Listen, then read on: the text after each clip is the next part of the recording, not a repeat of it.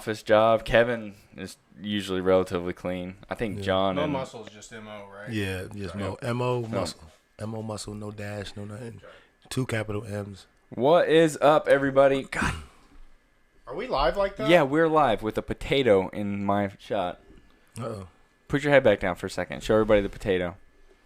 There it is. There it is. What's up, everybody? We're live with another shit show. We have a special guest in the house. We got Mo Muscle. You already know it's your boy Mo Muscle holding it down round for round, pound for pound, in and out of your town. You know who wear the crown. That's how it go down. He's part of the show. We're done. Show's over. He just took over the intro. That's the best intro. The best intro we've ever had, bar none. Yep. Folks, it was great. Hey, I'm going to cut that up. This is what you're going to see every time I come on now. And it's going to be Mo's voice. We here. Yep. You're talking. All right, so Kevin's messing with stuff. I'm just pulling up the live feed to make it work and see we're working. I'm messing with stuff. We're still working some kinks out. But, dude, this was super exciting. So it's kind of funny because we were trying to do this yesterday, and Kevin screwed everything up, per usual. Listen, I kind of messed it up, too, a little bit. I think Is the camera on me? Camera's on you. And no one expects a lot from me. Let's be honest. But here's the deal, because Frank's going to forget, and that's why I wanted the camera. This is our 50th episode. It is. It's our 50th and we are going episode. Live, and it couldn't have been a better intro. We screwed it up. Mo made it right. He made it right. It's beautiful. Hey, guys. Cheers to that one. Cheers to this one, man. Yes, Cheers sir. to number 50. Mo, glad you're in house. Kevin's not drinking coffee. This is coffee. If the camera's still on me, this is coffee. Coffee of the whiskey variety. So what's up, Drinking man? apple juice. Mo, what's going on, buddy? Chilling, man. I just got done training. I wasn't going to start back training till Monday, but, it was itching too much to get back in there. So. Sure. I can imagine that the layoff between training probably eats at you, right? Yeah, well, like just because of the last one, my shoulder is a little hurt, so took a week off, but everything's still fresh in my mind. So I was like, you know what? They had sparring today at Fighting Edge. I said, you know what? I'm just gonna go ahead and get some sparring in. Nice. Yep. You take it easy or you spar a little hard? I mean, we usually start a little. We took it easy for the most part. We didn't throw no really heavy blows, but anytime you sparring, as it progresses, you're trying to score more, you're trying to win more, so you naturally get more intense as you go out. You know what I mean? But it was a good session, man. My partners today did good. I had a new partner work with me today. He's like 40 years old. I never sparred with him before, but I always see him hitting the bag. I thought he was just a boxer, but this man, was doing karate, all type of stuff for years. And we worked some different techniques and stuff like that. It was pretty cool. That's legit. You ever get anybody who tries to take your head off because you're on the show and they're not? Yeah, every once in a while, because I go to different gyms and stuff like that, and most people know who I am, so it's a mix. Sometimes people try to like hold back just so I don't go all out, and then you get those guys like, hey, I want to see if I can get them. I'm gonna see if I can get them, and they'll start turning it up, and I'm like, okay, you turn it up, I'll turn it up. That's how it's gonna go. So that's awesome, man. Yeah. I can see Kevin being that guy. Kevin's that guy who's in the gym. He's like, watch this. Yeah. Watch this. Somebody got their camera. Somebody got their phone out. Yeah. Watch this. And then you get those guys always like, hey, man, let's take it easy. I'm not feeling too good today. Let's take it easy. And they come in there. First thing they throw is an overhand heavy right. It's like, okay, he's talking about taking it easy, but all right, that's what you want to do. So, this is what I do, so I don't care, I can tell you personally that I have always admired fighters for tons of things, but the one thing was the ability to get punched in the face, man. What was that first punch in the face like? Oh man, when I was doing these tough man boxing competitions back in the day before I even knew I would be fighting MMA, and this guy, same type of thing. He's like, hey, to take it easy. I'm drunk because I'm older. Okay, I'm like, all right, whatever. I'm not fully sober anyway, so okay, let's go. And he comes out there, and I'm throwing little jabs, whatever. And he cocks back, boom, right in the face, and was like, okay, now you got to get it, Yeah. But it's like, how it was in football, like that first hit, that rings your bell, It's like, okay, I'm here, And the same thing with fighting. That first hit that hits you is like, okay, it's on. Okay, I felt it. I felt what they got to give. All right, let's go, We're kind of glad it came as a little bit of a surprise, then, I guess, right? Oh yeah. So it's not like you're going into a fight and you're like, all right, I'm gonna get hit in the fucking face here. Yeah, like I mean, hey, it's not coming. Bam. You know.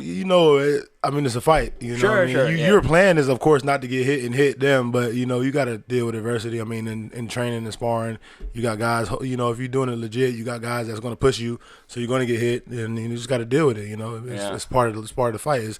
Is what are you going to do? Okay, you got hit. Okay, you're gonna cower up and fold and hide, or you're gonna go get him back. What was it Tyson said? Everybody's got a plan until you get punched in the mouth. Yeah. I don't think my mic's on, by the way. It should be. That's fine. I hear you. Fine. Okay. Yeah. If not, then no loss. I also heard another fighter. Yeah. He said he doesn't really care what you have to say anyway. So. No, he doesn't. That's not even a lie. Yeah, I also heard one boxer say he couldn't settle in until he took one to the face. Yeah. I forget who it was. I forget who that was. I think it might have been Foreman. Pamela Anderson. Yeah. Okay, he's definitely on the show now. Yeah. Dude, that's another thing too. You mentioned that you played football. I was looking that up, dude. What year was it that you got hurt? I think it was 2011. I believe I just got done. I was playing in Georgia, and I ended up moving back down here. And I wanted to go play some semi-pro just to get some film because I wanted to walk on to a Jaguars training camp. And so I wanted to get some film. And so I played the game, and I ended up they put me in the second half because I was on a new team, and they had their guys. But, a lot of the players told them about me, so they pulled me in. So it was like maybe a 4th and 2 or a 3rd and 2. And it was like, hey, go in that fullback, just run a dive, get 2 yards. I ended up taking it 20, and I had somebody on my right arm, on my shoulder. I was carrying somebody on my left shoulder. Somebody jumped on my back, and I still was running, leaning forward, and then somebody else jumped on me too. And when I fell down, I landed right on my knee, and I hear pop. And I'm just like, okay, whatever. And I get back up, and I go to run, and I fall back down again. As soon as I step, I get back up, I fall back down again. And then I go to the sideline. I'm trying to ice it. I'm like, okay, I'll be fine in a little bit. You didn't go back in, did you? And no, I couldn't. Okay. I couldn't even stand back up and walk. So right then, and then what happened was, I'm like, you know what? I've been injured before. Just gonna take time. And as soon as I was able to move around, I was like, you know what? I want to do something. And I was driving down the street one day, and I saw this guy running and throwing punches and stuff. I was like, hey. I was like, what are you doing, man? And he's like, I'm a boxer. I'm staying in shape. Blah blah blah. I've been boxing for all these years. I was like, hey, man. I want to train. I want to stay in shape. I want to if I can do some boxing. Oh yeah, man. Come on. And I met him, and I used to go to his garage, and I would work boxing with him. And then my buddy Richard Jones saw me. He used to coach wrestling at Merritt Island. He came up to me and said, hey, I saw you boxing. That's when I was doing the Tough Man competition. I saw you boxing, and I followed you wrestling in high school. You ever thought about MMA?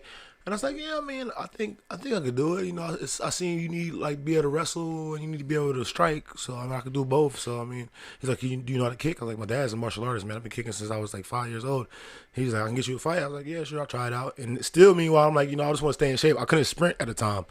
I couldn't really kick that much. Your leg was still messed up. Yeah, my groin was still messed up. I tore my groin, and by this time I was able to bounce around. And I could bounce, I could move, but I couldn't sprint. You know what I mean? I couldn't, and I couldn't kick high at all. I could leg kicks about it, but at that time I was like, I just fought for fun. Like I said, I did Tough Man competitions where you win like a $50 bar tab or something like that. It was like whatever. I just came to fight. I didn't care about that anyways. I was like, whatever. I just want to fight.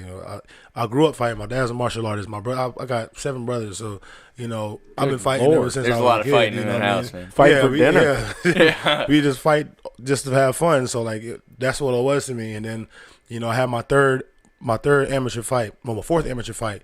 I fought one of the top ranked guys. His name was Tim Russell, and he came to me after the fight. I knocked him out in the 2nd round. He said, "Hey man, you thought about going pro?" I was like, "Pro?" He said, "Yeah, you thought about going pro?" I was like, "I don't know. I just do this for the hell of it." He said, "Listen, I train with pros every day. I never got hit that hard in my life." He said, "You need to go pro." And then I was like, "I don't know." And I talked to Richard because he was pretty much my in with the MMA world. I said, "Hey, you think I could go pro?" He's like, get some more fights in. I was like, you know what? I'll take the hardest fights we can find. If you got anybody who nobody wants to fight them or championship match or something like that, I want to fight the top guys, and then that'll let me know. So after that, it was nothing but title fights or defending the title, and I ended up going 11-0 as an amateur. I was like, I guess I'm good enough to go pro, and here I am now later 7-1. So we've been doing pretty good. Yeah. I'd say so. Yeah, for real, man. We were watching some stuff, man. I'm pretty impressed, dude. Even in that last fight, we were looking at the stats. Hey, Kevin, can you lower my headphones a little tiny bit? It's just making me echo. But we were looking at the stats, and if you were just showing me those stats, I'm I know who won the fight. Yeah. You know? So, I mean, what happened there? Yeah, man, I started off, kept a high pace. I knew he was a tough dude. He was big. He was heavier than me. He's thick. He was heavy-handed. So, our strategy was, keep touching him and find an opening and exploit it, whether it be on our feet or on the ground. And so he's moving. I was avoiding his right hand. He seemed like he was just trying to time that right hand. He wanted to get a big knockout. So I kept touching him, moving. And then he ended up grabbing me, and I put him against the cage. So I'm sitting there kneeing him. I'm working. I'm like, I'm going to stay here and keep working. And then, try to wait on him to make a mistake. And then I heard the ref saying, hey, start working for a takedown, And in my head, I'm like, why I work for a takedown for? I'm active. Like, usually you say that when, like, you're just laying there, sitting there, Right. So I'm like, all right, let's see how the takedown defense is. So I started sliding down into the legs. And then when I went to move him, I felt him going. So I'm like, oh, I got this. I'm going to take him down. I'm going to mount him. I'm going to end this here. And then I feel like I got a little too ahead of myself. He went down, but I now thinking about it afterwards, I think he wanted to, lull me into it. So he he set my arm. He started working on my arm on the way down. And then when I went to transition, he already had it locked up and he pulled it out. And I thought I was safe from where I was at first. I'm like, I'm safe. I'll be fine. But like I said, hats off to him. He prepared. He was strong. He took advantage of the situation. He wasn't doing too good. Where he was at in the beginning, and then he took advantage of the opening. And sure. Hats off to my opponent. He game planned. He was ready, and he was one of the top fighters in the division. So he ended up getting it, and now I got to come back strong on the 8th.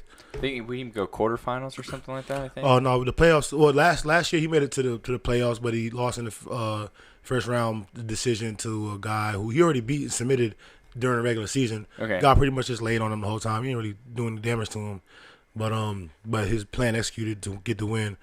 But like he's one of the top guys coming into the division for this year, and me and my corner, we knew we had what it take to beat him. Just didn't go all the way this time. I do have to say, because we're talking about this last fight, correct? Yeah. Did you see the post-fight interview with him? I didn't see much of it. I was in the back talking to the doctor and stuff. He was checking me out. All right. Is there a way to replay that? I don't know if we can. I want to go be in your corner next time. We heard him talking in the background. I don't like. Coach was getting pissed. I don't like chirping. Yeah, I don't like when people pissed, win and then gloat. Yeah, there's no need for that. Like, listen what this man just said about his opponent right now. And then he was, he playing both sides of the fence. In this game, like people like to, talk. You got Conor McGregor out there. So people want to talk to the radio, talk trash. This, that, third. Oh yeah, I'm this and that. It is what it is. Behind the scenes, it was all like, oh yeah, respect, this, that, the third, respect, blah, blah, blah. Yeah, but Conor. But then he's talking all this crap on there. So hopefully I see him again in the playoffs, man. And I'm not going to talk trash. I'm gonna just get it out in the cage next fight. So. Yeah. Is it double elimination or something? Or you make it to the playoffs, single elimination once you get to the playoffs. Right now it's the regular season. I got to win this next fight. It's pretty much my playoff starts now. Okay. I got to win this next fight, and then I should be in the playoffs, and continue from there. So for people who don't know, how does that league work? Well, this league works. It's a playoffs, and it's a regular season and a playoffs. You get two matches in the regular season. A win is 3 points. If you finish in the first round, that's a bonus 3 points. If you finish in the second round, that's a bonus 2 points. If you finish in the third round, that's a bonus point. So whoever has the top 8 fighters with the most points go to the playoffs. Okay. And if you're tied with people, it goes with who you beat. You know what I'm saying? And how you beat them. Right now, since I was finished in the first round, I'm at number 11 right now. So the guy I should be fair. I can't tell you who I'm facing yet. I can't put it on the air. But whenever they release it, I will. The guy I'm facing is in a similar situation as I am. So, if I get this win, it should propel me into the playoffs. If I get a finish, I'll 100% should be in the playoffs. Points. Yeah, because I get the extra bonus points. So, hopefully we can get that. But at the end of the day, we got to win this bout. If I go in there trying to, take him off in the first round and get caught slipping, it is what it is. But, that's the plan. We want to get a first round knockout and get them points in. Yeah. So we coming out strong. Yeah. I like that. I like that for that reason because it's like a fight that would otherwise normally start off slow, right? 'Cause I think most people, I think, want to feel each other out. Yeah. I think the head is right most of the time. You do get the people that just come out there like batshit crazy. Yeah. And those are the people. And if you can get them into the third round or so, usually done. But at the same time, they're exciting fighters to watch. Right. Is there any both of you are probably coming out ready. Oh yeah, you we're both in a similar situation. Yeah. So this next fight, look to see some explosiveness. This training camp is going to be brutal. We're going to work really hard on stamina, really hard on Muay Thai. This training camp for this fight, and we want to get the finish. That's imperative to get this finish, to get in this playoffs, man. Because we trying to get that million. Oh, dude! When I saw that was the prize, I got excited. Oh yeah. And then Kevin over here, Kevin wouldn't last for 2 seconds. Kevin was like he held that Kimura for way too long. I know everybody back home was like, please tap. Yeah, listen, I want to tell you how I reacted. So first off, I subscribed to ESPN Plus for it. Mm-hmm. Just for the fight, and then I canceled. Yeah, most people did. Because like I said, I'm cheap. Yeah. But I was watching it on my computer in my hotel room because I was out of town. Yeah. And I was sitting there, and when your arm went like backwards, I was like, "Oh my god!" Like, I haven't been that excited about a television event since the Heat won. Remember that shot with Ray Allen in the final seconds? Oh my god, that was and I was awesome. jumping in my living room. I was jumping awesome. in that hotel room, going, "Oh my god, his arm's gonna break!" Like I was freaking out. What did he say after How he made bad that does shot? that hurt? Oh man, it hurt. It definitely hurt. It hurt the first couple seconds it was in there, but that's the will. I wasn't. If it was up to me, in my head, I was telling me, don't tap unless you feel it's about to break. You know what I'm saying? Well, I thought it don't was. tap unless you feel it's about to break, and it felt like it a couple times beforehand, but that's why I kept moving and trying to, felt like trying an to slip eternity. out, man. Cause I kept thinking I was gonna get out, man, and it was I'm about to get out. But that man, like I said, he had that lock on there. I was no sweat on my arms really yet, man. It was like I said, he was strong. When I locked up with him, I didn't really feel it too much, but he unleashed it when he had that arm. He gave it everything he had. He gave everything he had to get that thing, man. But I thought I was out. I thought I was out, man. But he transitioned every time I moved. He transitioned the correct way, and I watched his fights, man, and I knew his ground game was okay, but his ground game was a little better than I expected. Especially the way he locked that Kimura down. I expected to get out. I didn't expect to get to let that finish. In my head, I was like, "Oh, I got this. I'm gonna get out of this. I'm about to get into this full mount here and then finish it." But he did what he was supposed to do. I never thought of sweat being a factor. It's funny until just now. Yeah, it's funny you said that because I'd have been like. Well, is there a rule against wiping Crisco? Oh yeah, they check you for that. They really do. Yeah, I would imagine. What if you got some oily skin and just don't what bathe? it is because they put Vaseline on your face, so they make sure nobody has Vaseline in there. They put the Vaseline on you. Don't let your coach do it. What's that for, by the way?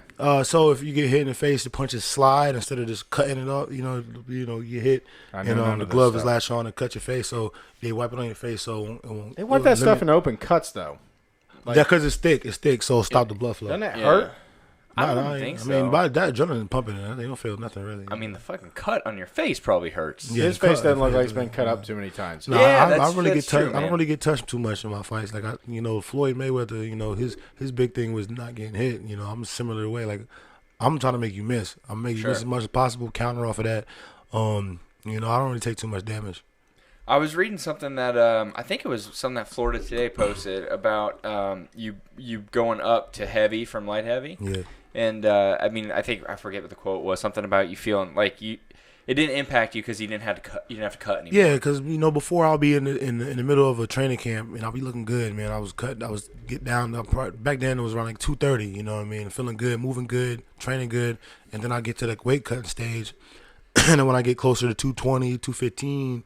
I'm not looking so well. I'm getting sluggish. And then like my last fight for the Ultimate Fighter, when I cut weight for that, the day before I was 220.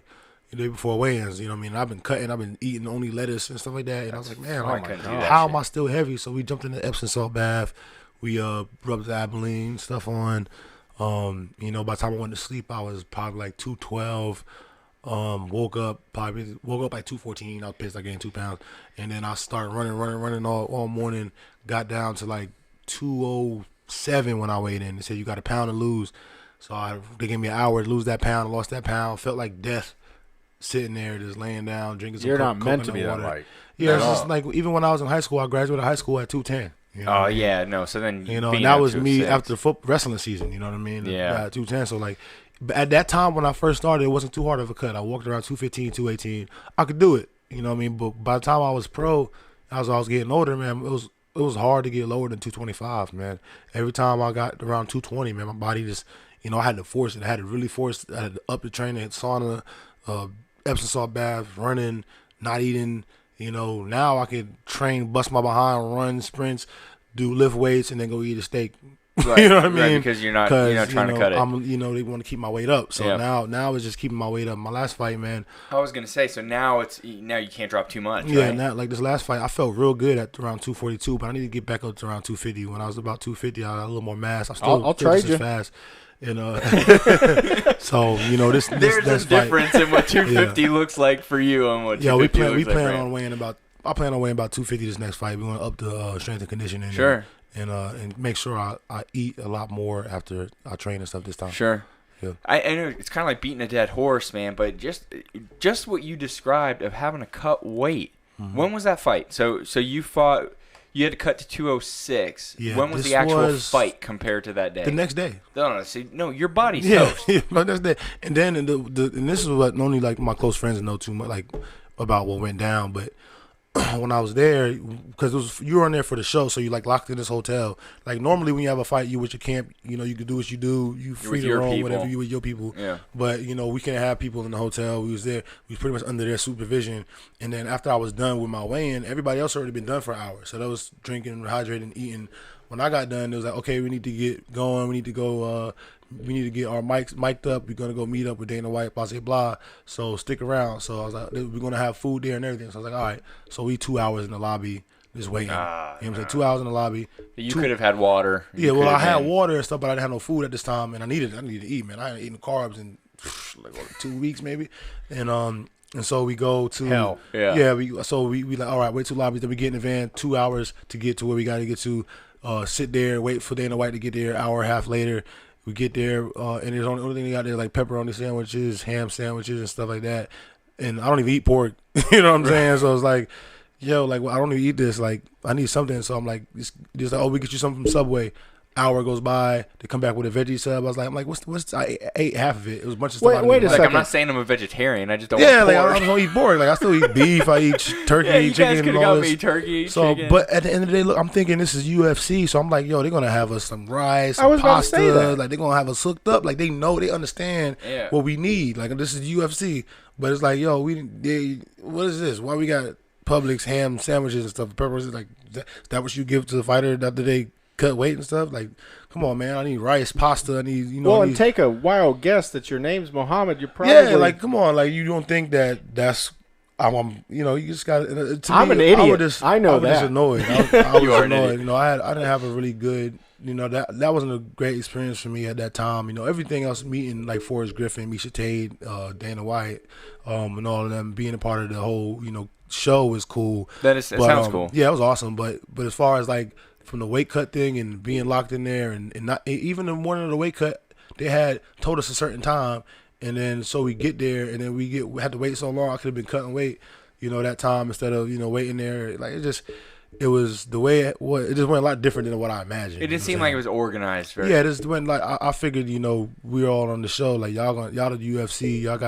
Y'all the biggest MMA in the Western Hemisphere. Like I figured this is gonna be like y'all have everything set up for us perfect. You know what I'm saying? This is what my expectations going in. Sure. But it was more of okay, whatever. Yeah. You know what I mean? Like, and you live and you learn. So my coach didn't even want me to go on the show at first. And at first I'm like, wow, why wouldn't you? Blah, blah. And afterwards I'm like, okay, I see kind of what you were saying.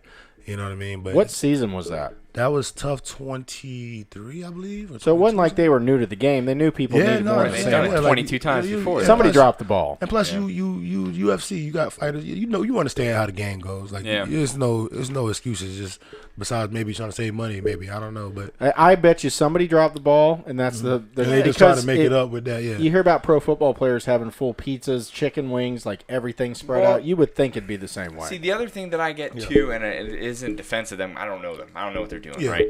But I know that, like, because I listen to Rogan a lot, and especially when they do, like, when you get, like, Brendan Schaub on there and stuff, and they'll talk about weight cutting all the time. Oh, yeah. And it only seems like only recently people started hiring people to help them with stuff. You know what I'm saying? So it always seemed like weight cutting was, like, that's on you. Well, the thing is, like, it started with wrestling. Wrestling people cut weight all the time. But the thing is that they think that you have to cut the most weight in order to be successful because everybody's doing it.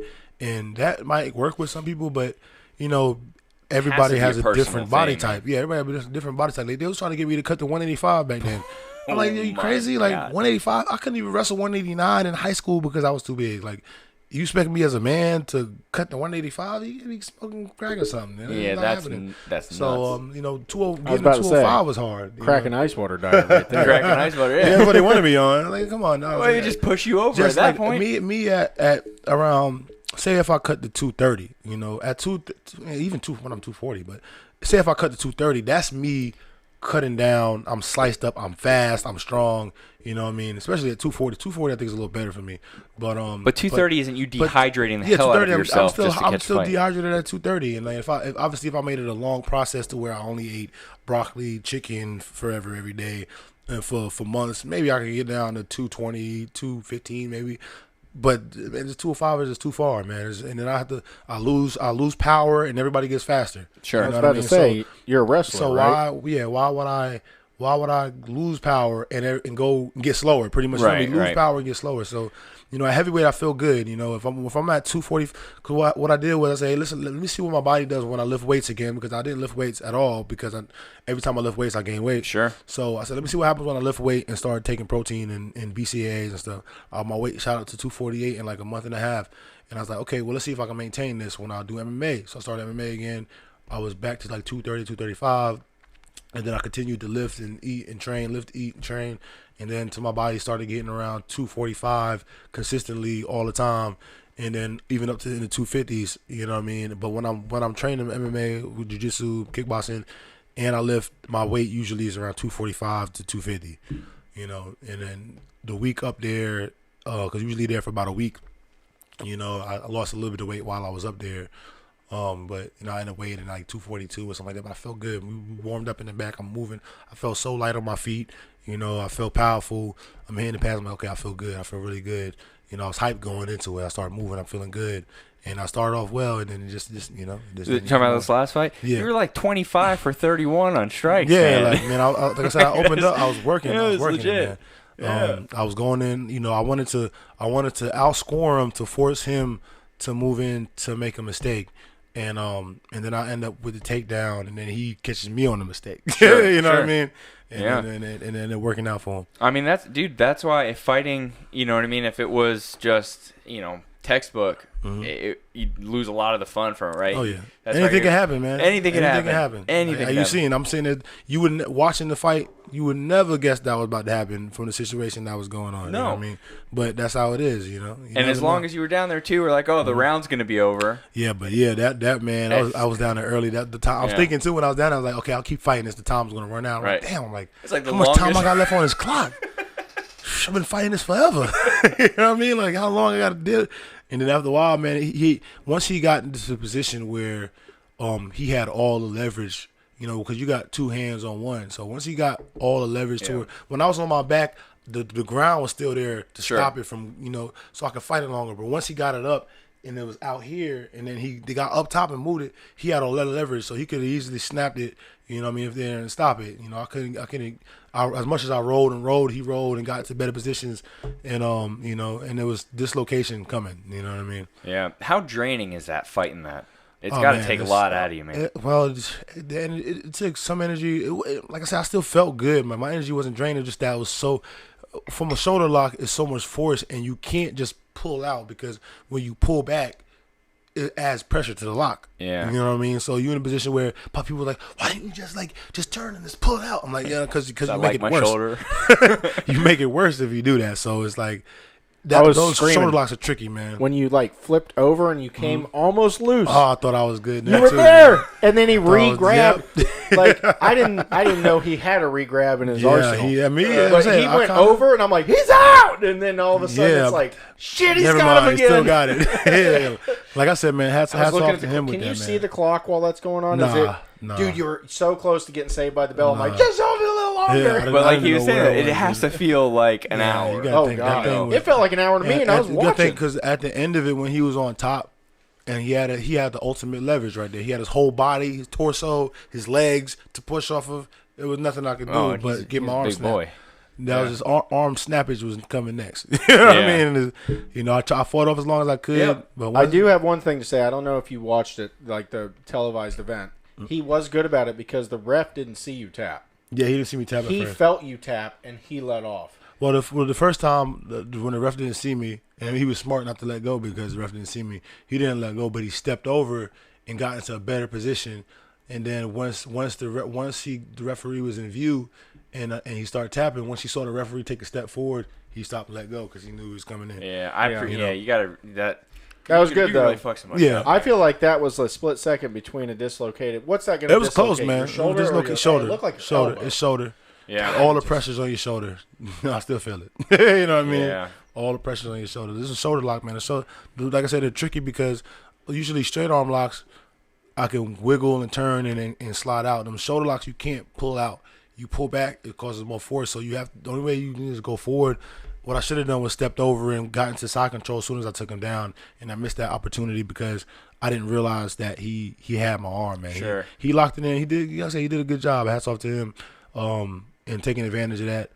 I didn't like all the stuff he was talking before the fight. Oh, he's lazy on the ground, blah, blah, blah. If you look at my fights, I dominated. That's what I was talking about. That made me mad. So I'm like, what the hell are you talking about? I dominated him. And then he wins that way. So I'm like, dang, he's talking all that about it. You make everybody like, oh, man, he was right. He's called it. I'm like, oh, hell no, man. Right. He used to beat me or something on the scorecards or something like that. He beat me the exact way I didn't once. And then my coach is a jiu-jitsu phenom, you know what I mean? And I work jiu-jitsu more than I work most of my other stuff. And then, to lose that way, I felt, I let him down a little bit.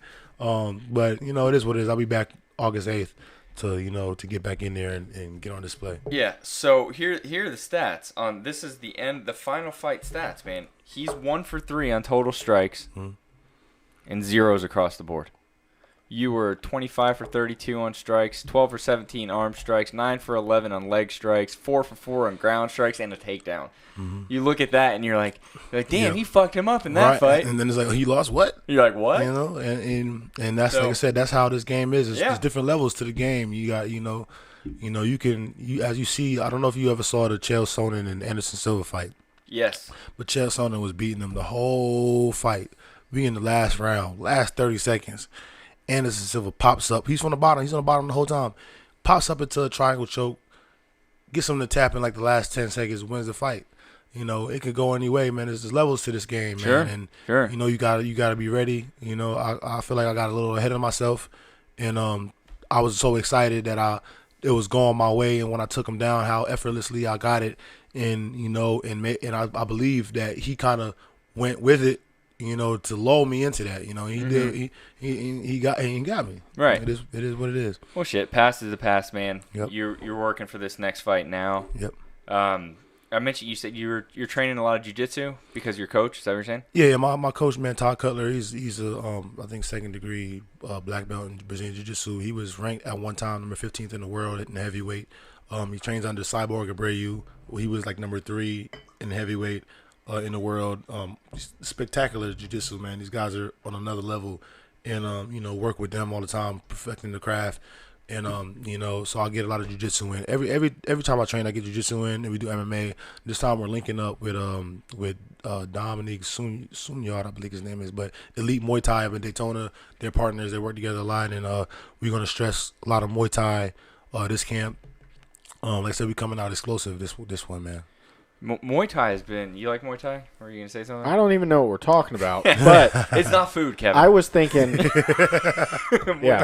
Thai food's great. No, but I was thinking like, how quarterbacks have to know the whole game. Yeah. Like I feel like they have to know the whole game plus about 8 other games. Yeah. They got to know what other teams do in similar situations.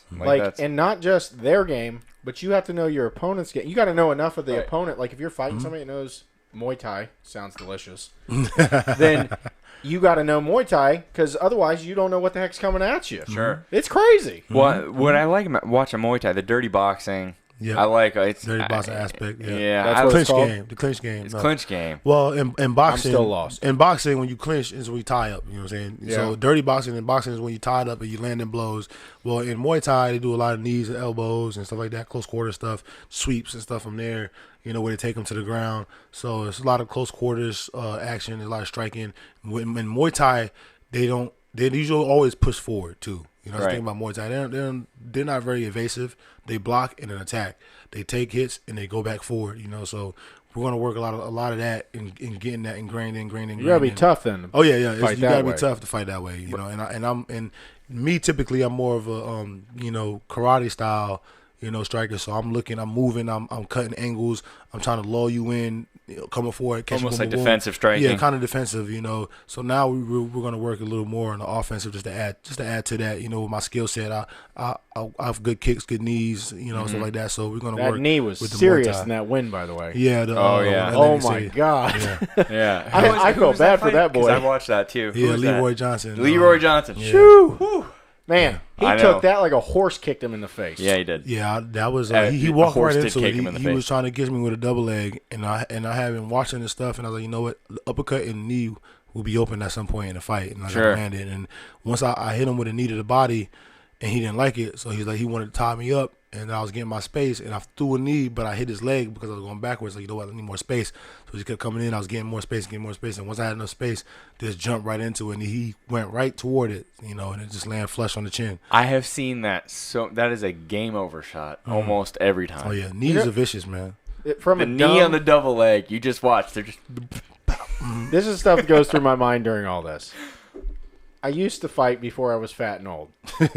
I don't want to fight anybody now. That's what I'm saying. He is taking mathematical equations into perfection. Yeah. I'm just drunk and throwing blows. That is why Like, I appreciate it I'm gonna so get killed. much. I appreciate it so much because that thing is so not only, like you said, not only are you being calculated with fighting, but then you're going to get hit in the fucking face. I've never fought calculated I'm in gonna my get life. hit. I got hit in the face. That one shot was a hit in the nose. I dodged the other two. He caught me one. Like you're gonna get hit at some point. Yep. Can you It's deal so with it? much more in depth than I ever imagined. That's why I didn't want to study any of this. I wanted to be surprised by it because Yeah. it's all new to me, Yeah, and it's there's levels to this incredible. game, man. My There's levels. first punch would come right across my nose, and my eyes would do the watering thing. And I'm like, I'm not crying. You just punch me in the fucking ears nose. are worse. Yeah, and then that's the Fucking thing. You ears. get hit in the nose in the middle of a fight. You're gonna water up. It's gonna hurt, but What's the worst? you gotta go in there. Oh, did you What's see the what? worst? What's the worst? Mine's the ear, but I've not been in a whole lot of fights. The either. body, the rib, the solar Really? solar plex sucks. You get hit right there, solar plex. Well, I take the wind. That's out the of you. worst. Yeah. Or the liver shot. Liver shots A hurt. liver man. shot? The bodies take the soul out you.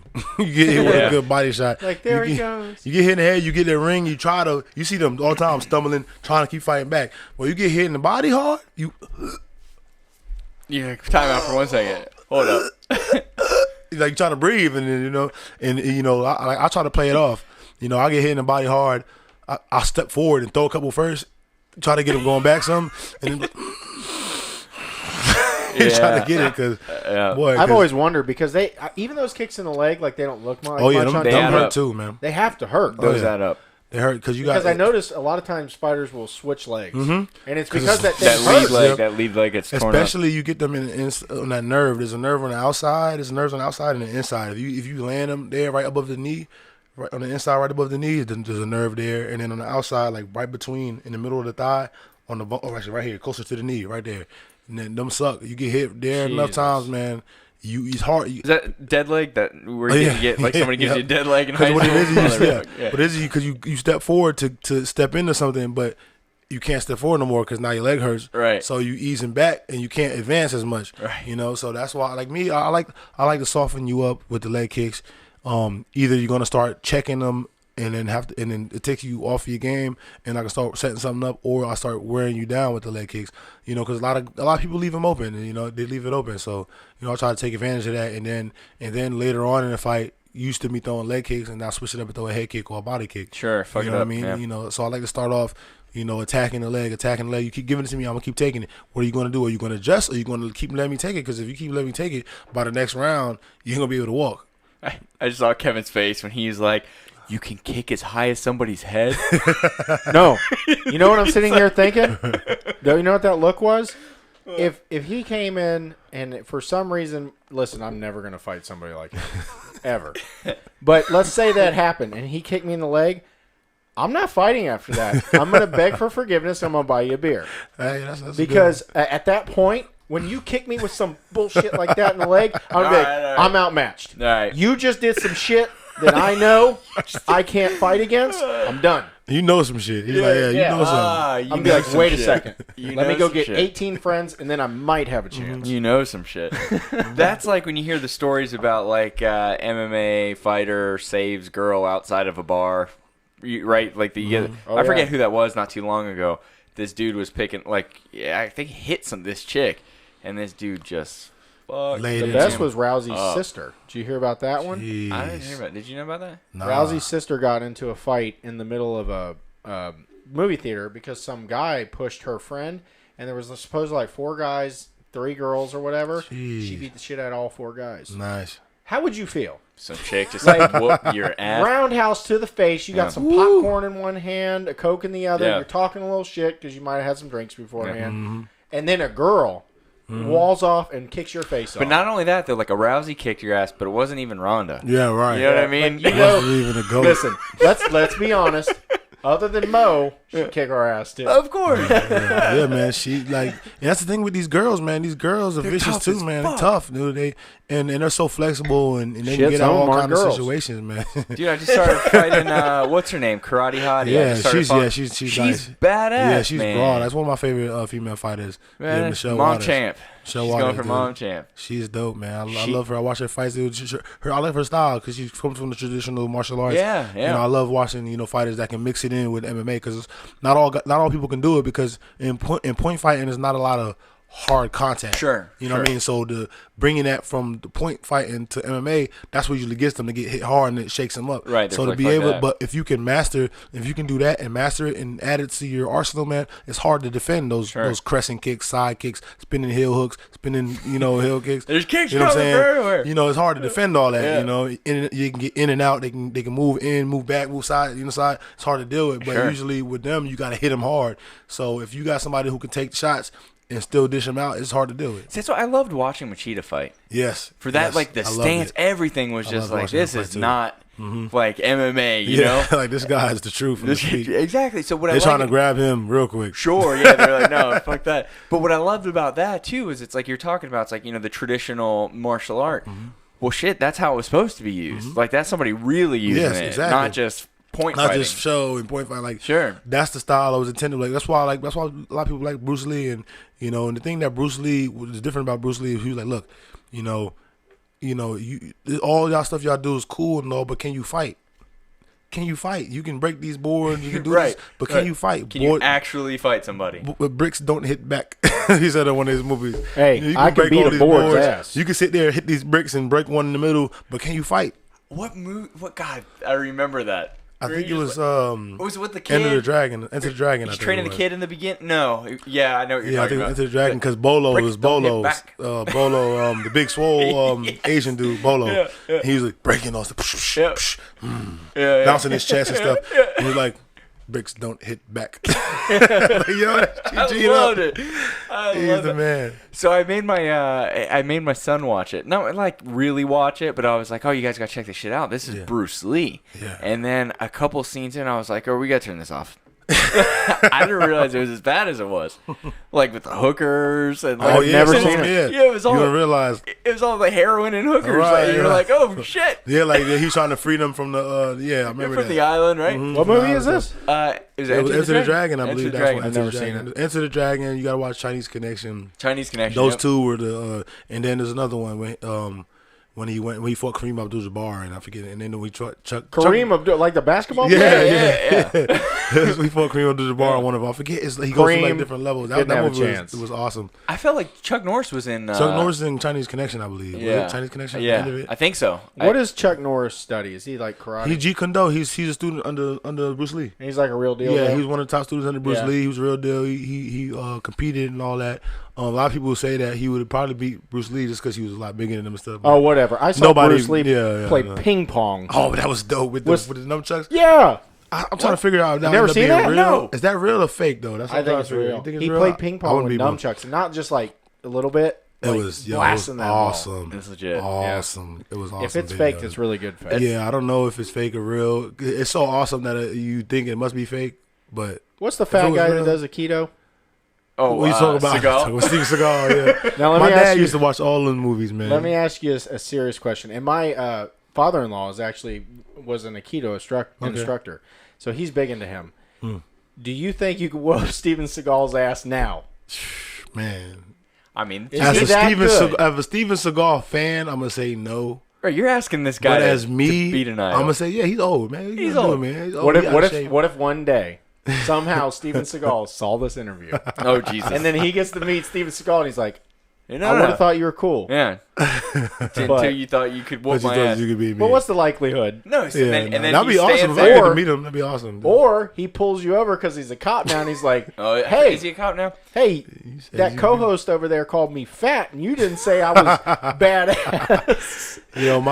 My dad used to love them old martial arts films. We used to watch Bruce Lee, Jackie Chan, Bolo, Steven Seagal. He used to watch a lot of Steven Seagal. He loved Steven Seagal. I didn't know he was that good until I saw all of the wrist locks in the judo. I mean, not judo, but Aikido throws and stuff like that. My dad was into that a lot. And what my dad really into nowadays is the John Wick. Because the style of fight that he does. John Wick's badass. John Wick's awesome, man. Bro, 3. I can't wait for 3 to come out. 3 already out. It's already out? Yeah. Where you been at, man? That was awesome. You didn't see 3 yet? Yo, you gotta watch. Like in theaters? Like it went out in theaters? They don't have a good copy on bootleg yet, man. I'm cheap. Not yet. Yeah. You gotta wait. I gotta wait. That one you gotta go watch. 3 was out already? Bro. Yes. Oh, you know what? Somebody did say that, but still. Parabellum. John Wick Parabellum. Yeah. You gotta better watch than it. 2. Better than 2? 2 is raw. This one's even better, bro. All right. What I liked about 2 was there was zero lag. It was just right into This is even more. I love it. Even from the jump, bro. I love it. From the jump, the first fight scene might have been the best fight scene. Like, all right. It was raw, bro. All right. But then them dogs, though, I'm not gonna say no more. Okay, I'll watch them it. Dogs. I'll watch it. Just remember when them dogs. You should ruin the movie because I like it when Frank gets movies ruined. I can't. This is too. You gotta watch this movie, man. So Aikido though was all defensive though, isn't it? Yeah, you using the momentum. It's a lot of momentum use. Like they come in charge at you. You use their momentum against them with different wrist, small joint manipulation. They got a lot of judo throws and stuff. I was gonna say, so there is some judo in there. Yeah, it's definitely got some judo overlap into it.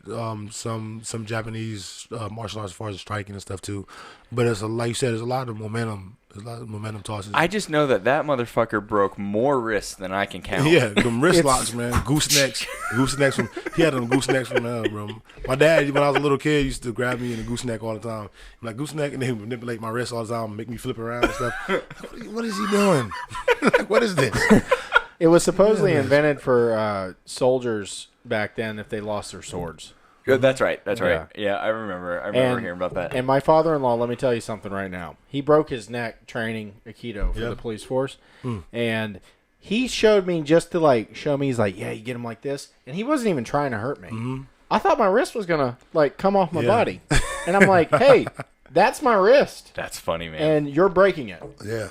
It doesn't take much. If you know what you're doing. Your wrist is weak. I mean, right? It's got to be one of the weaker parts. He had me by 2 fingers. I would have mopped his floors and cleaned his toilets just by him going, eh. Well, that's that, what do they do in Kung Fu Panda? Skadoosh.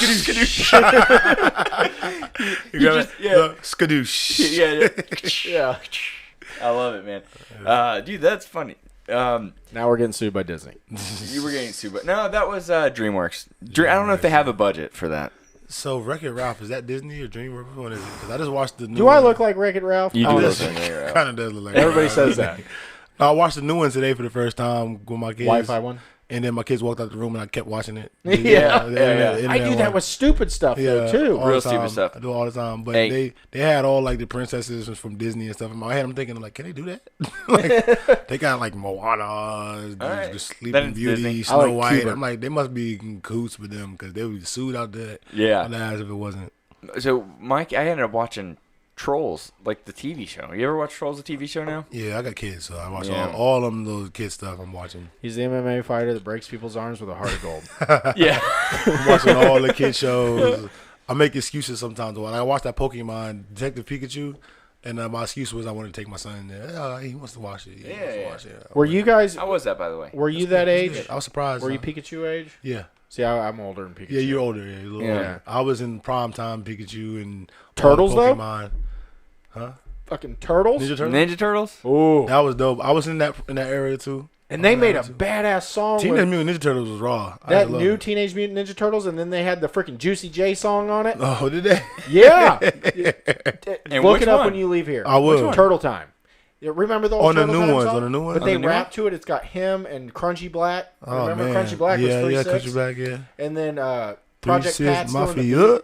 Dude, it's nasty. I gotta watch. I gotta check it out. Yeah. And it's got like the. Remember when? Okay, this is how old we are, and the people listening are typically our age too. Yeah. So remember when you went to the movie theater and they had the Teenage Mutant Ninja Turtles game? Yeah.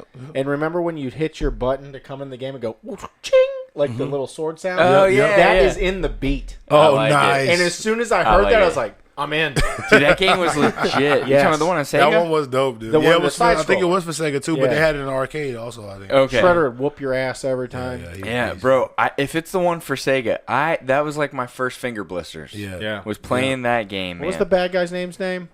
What do you The mean? Foot. The Foot. Oh, The the Foot. the Foot. crew. The Boy, they Foot really Clan. went out on a limb with that name. The Foot Clan, right? I just remember in the first one, well, what was his name? Not Shredder, the other guy, right? The bald guy.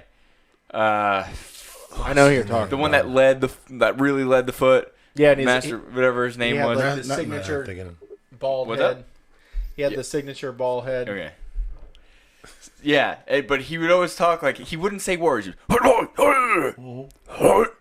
That's all he'd say. Yeah. Splinter was great. Splinter was dope.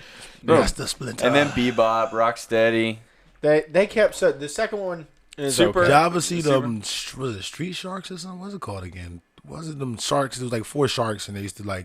You're Oh, They right. had the there killer was whales and shit. Like you know what Yeah. I'm saying? That show was dope. I used to watch that. Do you remember the one that they Yeah. had Turtles when they had Vanilla Ice in it?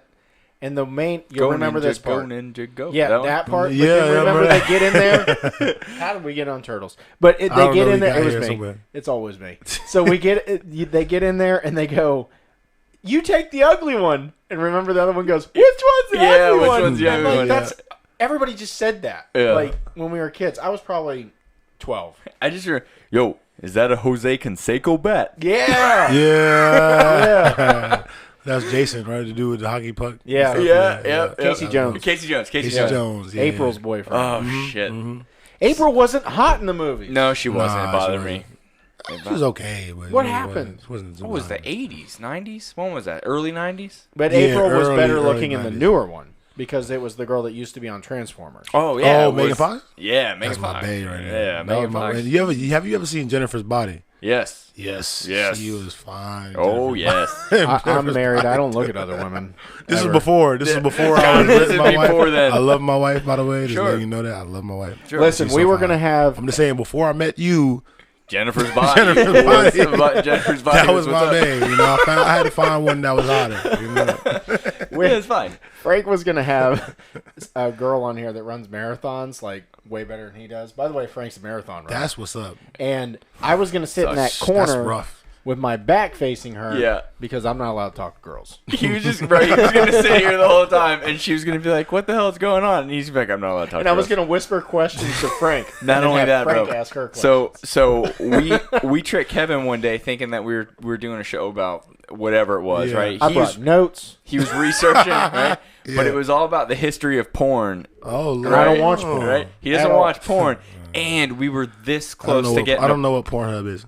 Yeah, no, No, what do you no, mean Pornhub? Even I know what that is, but I don't watch it. We X were videos, this RedTube. close to getting an actual porn star in here. What? Yeah. I'd have walked out on that. Smart man. Yeah. I'm trying to Smart stay married. man. Yeah. I feel you. Trying to stay married. But you I can just thought- bring your wife in the conversation. You just bring her in here Yeah, too. yeah. and Oh, then the it'd be door all would right. have to have stayed open for sure on that one. Hey babe, come in, We need you here Yeah. for this episode. All right? You doing that right there? The door would have slung open and be like, "Y'all fucking in here?" No, I'm like, just because she's a porn star Well, doesn't just, mean. you know, we Right. have her making noises, just Yeah. you know, just to explain how it works. Like you how know? I it's was said. gonna have her be like, all she was gonna say was the porn facts, right? So I Yeah. was gonna be like, "So when was the first porno video?" And all she was gonna do What was just porn look star do you at even know? Kevin and be like, somebody knew her that was gonna get her on here. I'm not I trying met to. Ron Burgundy once. Who? What is Sex Panther? Speaking of Ron Burgundy, when Well, this show I'm- first started, Yeah. we had Ron Burgundy Scotch. And it was terrible. It smelled. It smelled like leather. It smelled like Panther. But what do you go? Yeah, it Sexy smelled like Sex Panther? smelled like Sex Panther and It tastes smells like a Bigfoot's belt. dick. Yeah. It was so bad. I love We used Will to make Ferrell, dude. the guests Oh, crap. drink I love Will it, Ferrell. and like every guest hated it. And then my cousin came on, and she took a drink of it, and she's like, "It's pretty good." Yeah. I was like, "Oh my god!" He's like, what? Well, Yeah. we had this one dude on, and he takes. So Kevin gives him the absinthe, and it was like a I little never had that bottle, before. right? And he goes, basically, it was for 2 people, right? They were sitting right here, and he gives it to him. Well, this dude just decides to slam the whole thing, right? We were all supposed to just take a sip out Yeah. of it. He Oh, chugged that's it. what. He chugs the whole. Nothing big, right? One of these. Yeah. It was double that. Oh, One of okay, these, one of them. right? Oh, okay. Yeah. All right. So then, like Absent though. 20 minutes into it, the show gets good. I bet. So 20 minutes into it, he's like reciting like the Shawshank Redemption. Oh, like, man, quick in it. Shawshank It's like, Redemption. like in No, the so- action and everything. Jeez, that's You watch dope, man. Family Guy? Yeah. I love You Family know Guy. Ollie? It's gonna rain. It's gonna rain. gonna rain. Yeah. It's gonna rain. He did the whole part. You know how when Morgan Freeman's telling the story of how he got out of jail or whatever, Yeah. and he's gonna be under the tree with the Yeah, wind and whatever. Yeah, the mood to rock out. Yeah. He did the whole thing in Ollie's voice. What the? He was gone, man. He was gone. Hammered. Yeah. It's yeah, probably he one of was the greatest gone. moments. That- of the that's whole cool. show. He knew every word. while he was wasted. There, you know that's crazy. It's just memory. And I was over there the other night, and he told me that his wife has never seen it. Really? Yeah. Like the movie The or Shawshank the Redemption? video that we did? No, she saw the video. Okay. Oh, the Shawshank She's like, Redemption. you guys I've are never seen. idiots. And we're like, well, yeah. Yeah. You know, I had a lot of people that Oh, geez. that they never saw it, so they were like, "I don't get what he's doing." And Oh, I'm like, man, I'm like, it is, yeah, "Then it this- ain't funny to you. I'm not gonna Yeah. explain it." There's You've seen there's too much to Shawshank, explain. right? Oh yeah. Okay. Oh, yeah, I've seen Shawshank Redemption. Yeah, it's a throwback. It's a man. good movie, right? It's now. an old ass It's movie. a classic. Dude, I want to ask you one question though, because Yeah. you fought Khalil. Is that pronounced? Khalil Roundtree, yeah. Roundtree. So And he hit you in the back of the head in that fight. yeah, we saw that. Yeah, he did. Yeah, we And definitely. they saw did that. not call that. They didn't call that. Nope. it But- is what it is. When did I you like how fight you him? remember that. Yeah. That was about 3 years ago or Tough 23. 3 years from January. 3 years from January. So what's that? This is 2019. So 2016. Six. think it was From 16. past January. Oh yeah. Yeah. So, So yeah, 2016 January. Yeah. So January 2016 is when we fought. So he's having a bit of a run. Yeah, man. He's, you know what I'm saying? He was a beast. Matter of fact, it's crazy because when we was there, they was catering to him and his camp the whole time. Really. And he had interviews, all this type of stuff. He was pretty much put on the pedestal when we was out there. It was cool whenever like he was from Vegas. They was doing it in Vegas. And then they went with the matchups or whatever. And like when they matched us two, all of the fighters was like, oh, like yo, this is gonna be, because by that point everybody looked everybody up. You know what I'm saying? Sure. Yeah, by that point, because when we were selected, everybody was like, okay, we don't know who we're gonna fight, but we're gonna look everybody up and see. The same thing I did. We looked everybody up, and then after a while, when people was getting picked, because they picked us, you know, toward the end. So after a while, it was kind of like, okay. So they gonna pick the two undefeated motherfuckers to come in here and fight first. And, You're allowed to cuss on this. And undefeated motherfuckers come fight on the show. And I'm glad you repeated it. We was like, so soon as they selected both of us, they was like all the fighters, oh, and we went faced off and stuff like that. And yeah, we knew it was gonna be lit, man. And I thought I had him. Like I said, that's the same thing. I thought I had him in that fight. I was like, oh, I got him. Took his back, got the neck. I was like, oh, I got this. But he kept his chin down. At one point, he picked his hand up to tap. I had him on the chin. I was squeezing. Yeah, we saw that. All I hear is my corner saying, squeeze. I was about to let it go because I was wasting a lot of energy. I'm about to let it go and try to get him out. And all I hear is, squeeze. So I'm like, and I see his hand come up. Like, yes. And then he balled it into a fist and brought it back down. I was like, no. And then by that point, all the little bit of energy that I had from that weight cut to left. It's just gone. Like when I was getting hit in the back of the head, that was the point where I realized I was at that point I was like, yo, why is it taking so much energy for me to try to get him down? Like, what's going on? And I was like, and then the bell rang and I sit on the side and it feels like my arm is just like Still, the whole like time. you're It's still clenched. like I'm squeezing as hard as I can, but I'm not. And my legs feeling like jelly. I'm like, yo, I don't know if I got nothing in me. When I told him my corner, because we couldn't even use our regular corners. We had the other people there. I had Claudia Goodell as my corner, her in her camp, I'm like, man, I don't know if I got it in me. And he's like, are you done? I'm like, no, I'm gonna go back out there. I'm just saying, like, I don't feel like I feel my arms tight, my legs wobbly. Like I never felt this before. You know what I'm saying? Like I fought 3-round wars before. You know, you're what like, I mean? give me a goddamn turkey sandwich. Yeah, right. I'm like something. So I'm like, man, I was like, whatever. Like, I'm going back out there. I'll be damned if I fucking throw in the towel. So I'm gonna go back out there. And I remember I told myself, all right, throw a jab. I go. You just like punch it through Jello. And then Khalil's eyes fucking went wide. It was like, oh, doom, doom, doom, doom. And I'm blocking. As one slips through, boom, boom, boom. Throws a head kick. I block it. I still didn't even feel that. I didn't even like the head kick. It was a nice head kick, but I blocked it, so it wasn't really nothing. But then I was like, all right, shoot. Because he was close enough. I knew I dominated on the grappling. So I went to shoot, but all I did was go like this and then drop to the ground. And I was like, what the heck? And I remember I'm covering up, and I'm like, all right, he's going to try to jump down and start throwing me. I'm going to try to hit a Peterson or something like that. And I'm right here, and I'm like, nothing's happening. As soon as I look up, bow, I get soccer kicked in the ribs.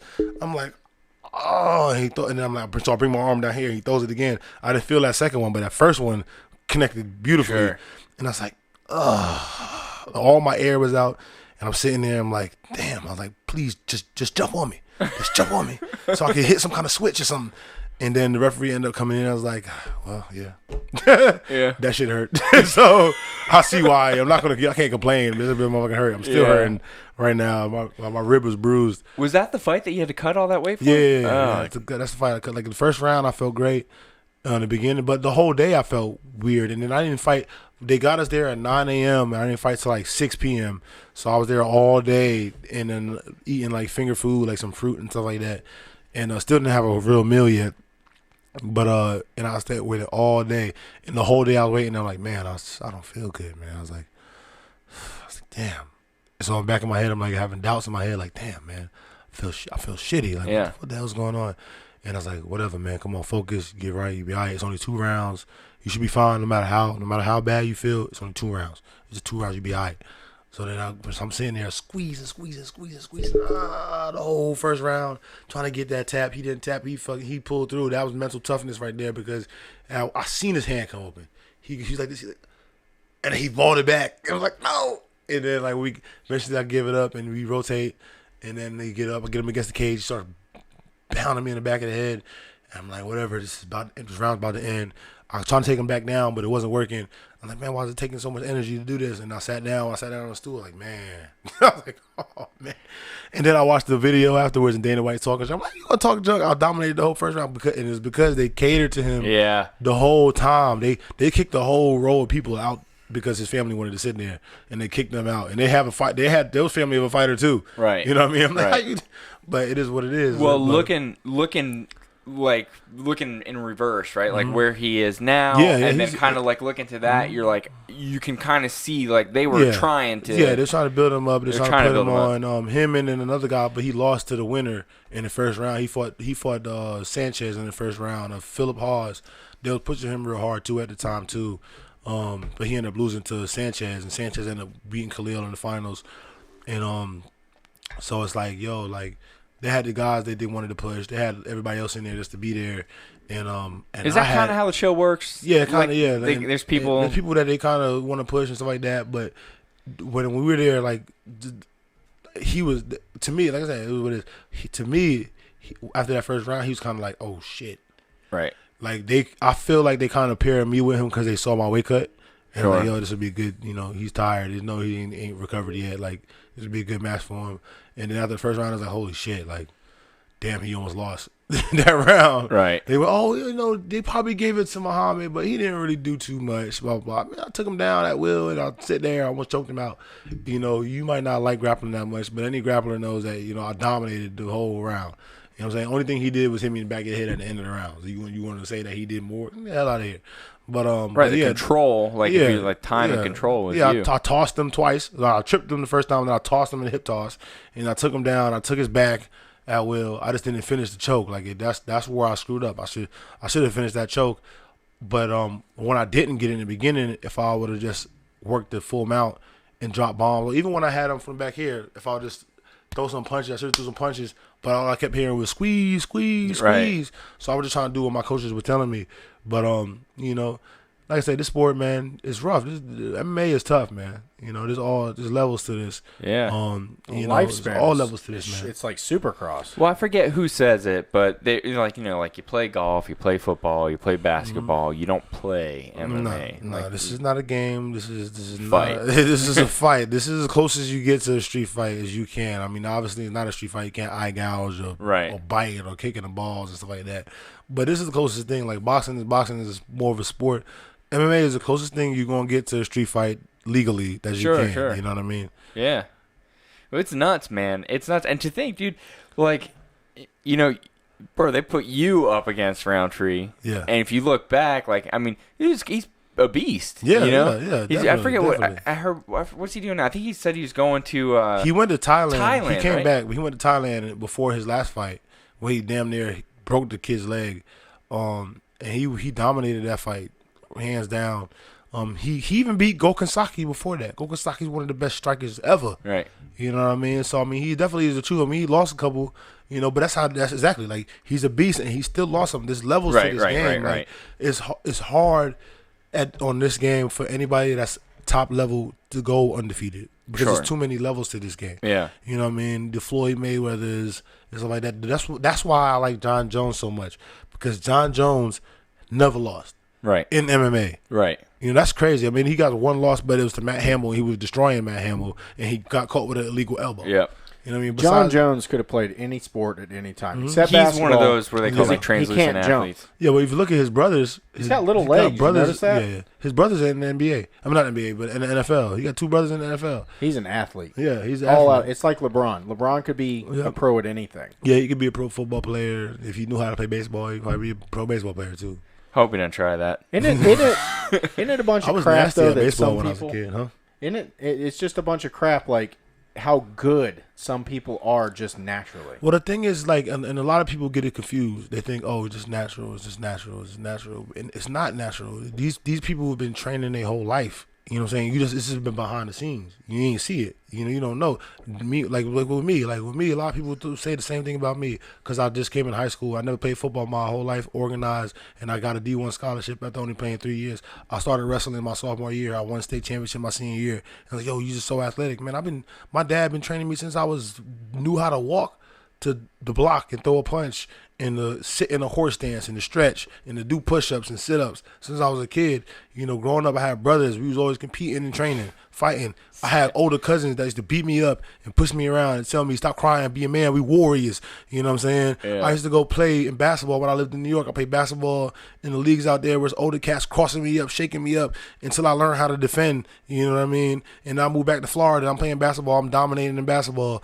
Then I start playing football. You know what I'm saying? The same mentality. I got in the gym and I looked at the people that was training the hardest and I went by them and I learned from them and I said, what are you doing? Can I lift with you? You know what I'm saying? I started lifting with them. We competing in who can lift the hardest, who can lift the strongest, who can work. I'm sitting there staying after practice, running extra laps. I'm watching the people in wrestling when I was wrestling. And when we went to the tournament, the people that were good, I'm watching them. What do they do? How they get at it? Coach, I saw this guy get put in. He got taken down, and then he flipped around. Oh, that's a switch. This is how you do it. Oh, I saw this guy. He escaped. He got taken down. And he escaped. Oh, yeah, he bridged up, and he turned. Let me just drill that. Hey, Coach, I got pinned in the head and arm. How do I stop that? Oh, this is what you do. And I drill that till I get better, man. It's hard work. I don't care how much potential you have. Unless you put the hard work in, you're not going to be nothing. Sure. You know what I'm saying? I think you'll agree with this, though, and I just heard it.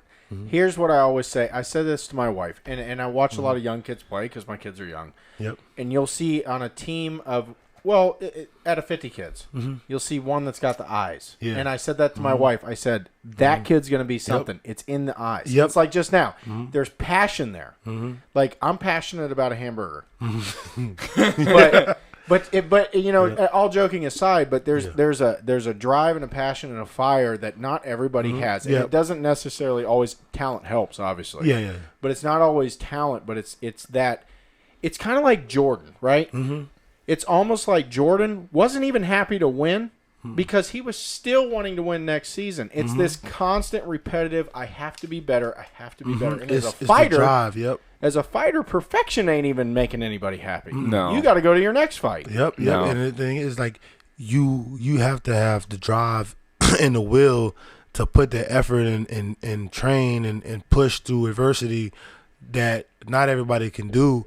And like you said, some kids, you see it in their eyes because you notice that they're doing it at a young age. And it's like, yo, he's beyond his years. Like, this kid is pushing. He's looking and he's paying attention. This kid's paying attention over here. These other kids are looking at you flowers. can see it early. You know what I'm saying? But this kid over here, he's running the drills. He's listening to me. Right. Coach is breaking stuff down. We talking to him. He's listening. He's doing what he's told. You know, these other kids are playing on chasing skirts. This kid's actually putting in the work. You know what I mean? And he has talent. You know what I mean? It's the combination. Obviously, you know, God blesses, you know, people with different abilities, and he blesses everybody with, you know, your ability might not be football or wrestling or something like that, but it's something that I'll guarantee that you're great at, that these other people will have a hard time dealing with. You know what I mean? Whatever it is, sports casting, whether it is golfing, whether it is in the office, you know what I'm saying? Whatever it is that you do, you know what I'm saying? We all blessed with something that we can do better than the next man, and it's finding whatever that calling is. You know what I mean? And whatever drives you and pushes you, you know, you gotta work hard. There's nothing around working hard, because every human being has the potential for greatness. Right. It's what you do. Right. You know, it's what you do with it. Yeah, what you do with it. Yeah. You know, because you have it in you. Are you going to react? Are Right. you going to act on it? Or are you going to sit back and then just be comfortable and complacent with your everyday life? Or are you going to make the sacrifices you need to make to get to that level? You know what I mean? Yeah. So it's the same. You get two kids, right? One of them is really interested, like you're saying, is listening to coach, asking questions, whatever. He's probably talented enough, right? That coach is giving him time of day. We had a kid that's more talented who's like, I got it. Yep. You know what I mean? And at some point, that dude stops getting it. You know what I mean? And that next man get right past him. And right past him. And then it doesn't matter, because that talent only got you so far. Yep. It's like with tons of stuff. Like, I got a buddy that runs, like, he's fast. He's fast. He didn't train very much. All of a sudden, he starts training, and he's like, holy shit, like, I'm moving. Like, and I can run. And they're like, yeah, man, we've been trying to tell you this. We've been trying to tell you to run. Yeah, man. And you got to, no matter how much talent only beats hard work when talent works hard. You know, hard work beat talent when talent doesn't work hard. Right. So you can have all the talent in the world. What are you doing? Right. You can be the Little League All-Star, but if you don't lift, if you don't run, if you don't improve your craft and listen to the schemes, you're going to stay the same, and everybody else going to get better than you. Right. Here's what I like about fighting, though, is a lot of sports are political. I feel like fighting has some politics, obviously. But if you're a good fighter, doesn't matter. Here's the thing. You can be 5 foot. You can be 7 foot. You can be 250. You can be 180. Doesn't matter. You can be great. And here's what's messed up. There's a weight class for you. Yep. Yeah, because I played college baseball, and I remember something a scout said to me is because at the time I was built, and I actually, didn't look like this. I was 6 foot, 230 pounds, and I was a catcher. And I remember a scout came up to me, and I go, what do I need to improve on? And he goes, we can figure anything out once you're here. He goes, but I can't teach you to be 6 foot, 230. Yeah. He goes, so as long as you don't shrink or grow, he goes, you're perfect. And see, that's what's great about fighting and like golf and tennis. Yeah, you could be short. If you're good, be tall, yeah. You're good. Well, shit. What are the? They've got little guys fighting. Yeah, the 125. 125. There's men that are 125 There's men that pounds. are Yeah, they 125 cut down pounds. to it, but that's what I'm saying too. That's why I was like, yo, like, what I man weighs feel like I can 125? in the short. It's really short guys that's really good at that weight class. Is it like 'cause the makes horse sense. jockey class? Yeah, so it's pretty much like really short. Like you, like 5 foot tall. Bro, you know what I mean? what But a beast. You know what I mean? But you're 5 foot tall, Right. so you only weigh about 140 It's the guy pounds. But on what the rundown. I love those guys. That is energy. Oh yeah, Like those. them fighters- guys will throw. There can't be freaking any knockouts. 100 punches around and stuff. You'd They be rarely surprised, yeah. rarely get knocked out. No, Yeah. you're right. The smaller guys rarely get knocked out because they can take so many more hits. Right, they'll 'cause go they're the powerful. distance, or they'll go the distance or most of the time. submissions, yeah. Sometimes they get knocked out. I bet Yeah. they got some energy, though. That's what I'm saying. It's like They do. They throw about 100 plus strikes around, like because they're small. Well, if your arms weigh 6.5 ounces, it's not that much. It's not that much more. That's why heavyweight. it's like that movie with The Rock, The Rundown. These guys fight hard. That's why people talk about heavyweights, but sometimes they're so slow. Because every punch, you feel it. You know what I'm saying? 27 every punch, pounds. Right, they're- every punch that comes to hit you could take your head off. Like you got to place it. You got to place it right, And I'm very fast heavyweight, especially you see last fight, like Like even when I was watching other fights before me, like people, my coach was telling me, like, listen, you're way faster than all these cats, man. Just keep pushing on them because you're just as strong as them, but you're way faster. That heavy guys. They don't punch very fast, but if it touches you, you feel it. Yeah. You're going to feel it. Right. So it's so funny because if you look at it, right, remember, the game that everybody used to always play, right? Mm-hmm. Would you get punched in the face by Tyson for $1 million? Of course I would. And so would Mo. Yep. Yeah. but, right?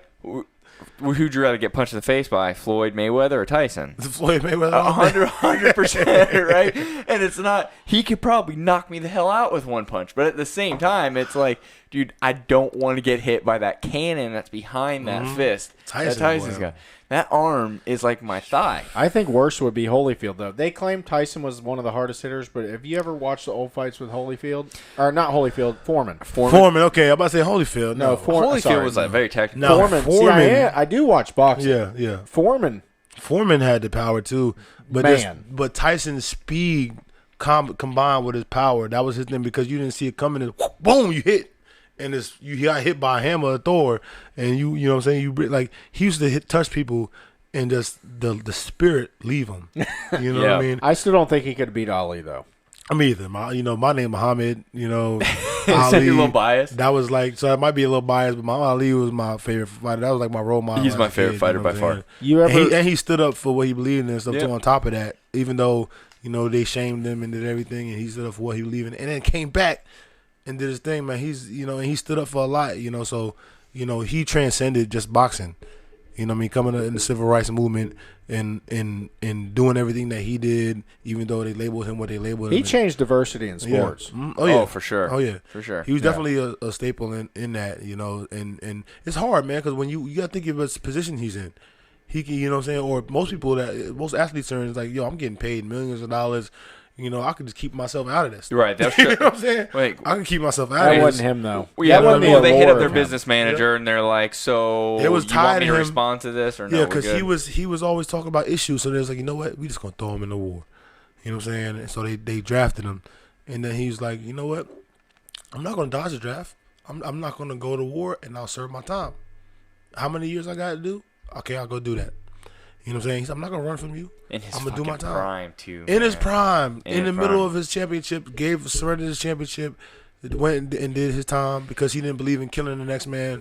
You know what I'm saying? So, like, he sacrificed a lot, to what he believed in. So that when I was young as a kid, being that I liked him as a fighter and stuff, to see that was like, yo, and then the other activists seeing that, though, these people are giving up their livelihood to stand up for other people that's going through hard times. Sure. That you don't see that a lot. And it's hard to do. Here's the Jackie Robinson of boxing. Well, what I am grateful for is that they gave him his acknowledgement in his time. Too many times these people are long dead before they get any sort of credit. They gave him respect before he died. Yeah, and we've come so far since the 40s. It's unbelievable. Yeah. Oh, for sure. But, I mean, it's tough because you have to think about the choice that he had, right? So if he would have probably served, they said they would have made it easy for him, right? So he could have got an easy job. Well, Elvis served, and he didn't actually serve. But they were saying, like, he could have still fought, they said that, too. They tried to do all that, but he just didn't believe in it, and he would have had to go do something. He would have had something. They wasn't going to let him slide because of all the stuff he was talking about. Like they were going to at least let him get. He was going to go on. They told him he was just going to be, boxing and stuff. His behind was going to be on them lines somewhere. He might have been Pat. He might have been front lines. He might have got some friendly fire even. Like, you know what I'm saying? They didn't like him. He was speaking up against the establishment at that time when people were still getting lynched and stuff. You know what I'm saying? I do think this. And obviously, we're obviously big supporters of the military. You're wearing for sure. But for sure. I do believe that at the time it was the wrong choice. That anytime you have a celebrity that is standing for a race in this case, you don't want to draft them for the sheer fact that they can do more good at home. Yeah, and also I think it was a bad decision on the government's part. Like they should have waived that. Well, I think they created the problem. They wanted that was like a statement toward him because, like I said, he was speaking up with the Black Panthers at the time, and he was going against the status quo.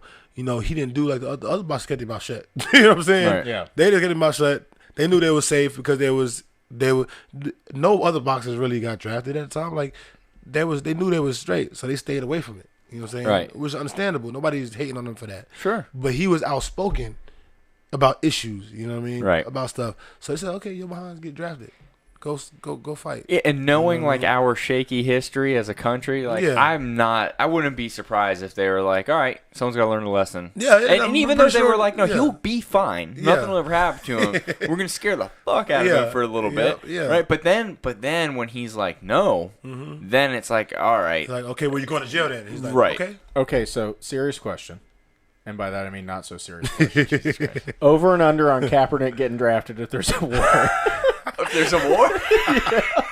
They're going to pick his ass real quick. Your ass like, go first one through the lottery, Kaepernick. We're going to get rid of this motherfucker. Like, but he's over 30. If he don't die in conflict, y'all better shoot him by accident. Something's going on. They would do this shit where they're like, hey, remember in the old days we used to put like our one warrior against your one warrior? Yeah, we got one. Kaepernick's going out there. Oh, God. If we were to pick Kaepernick versus John Jones.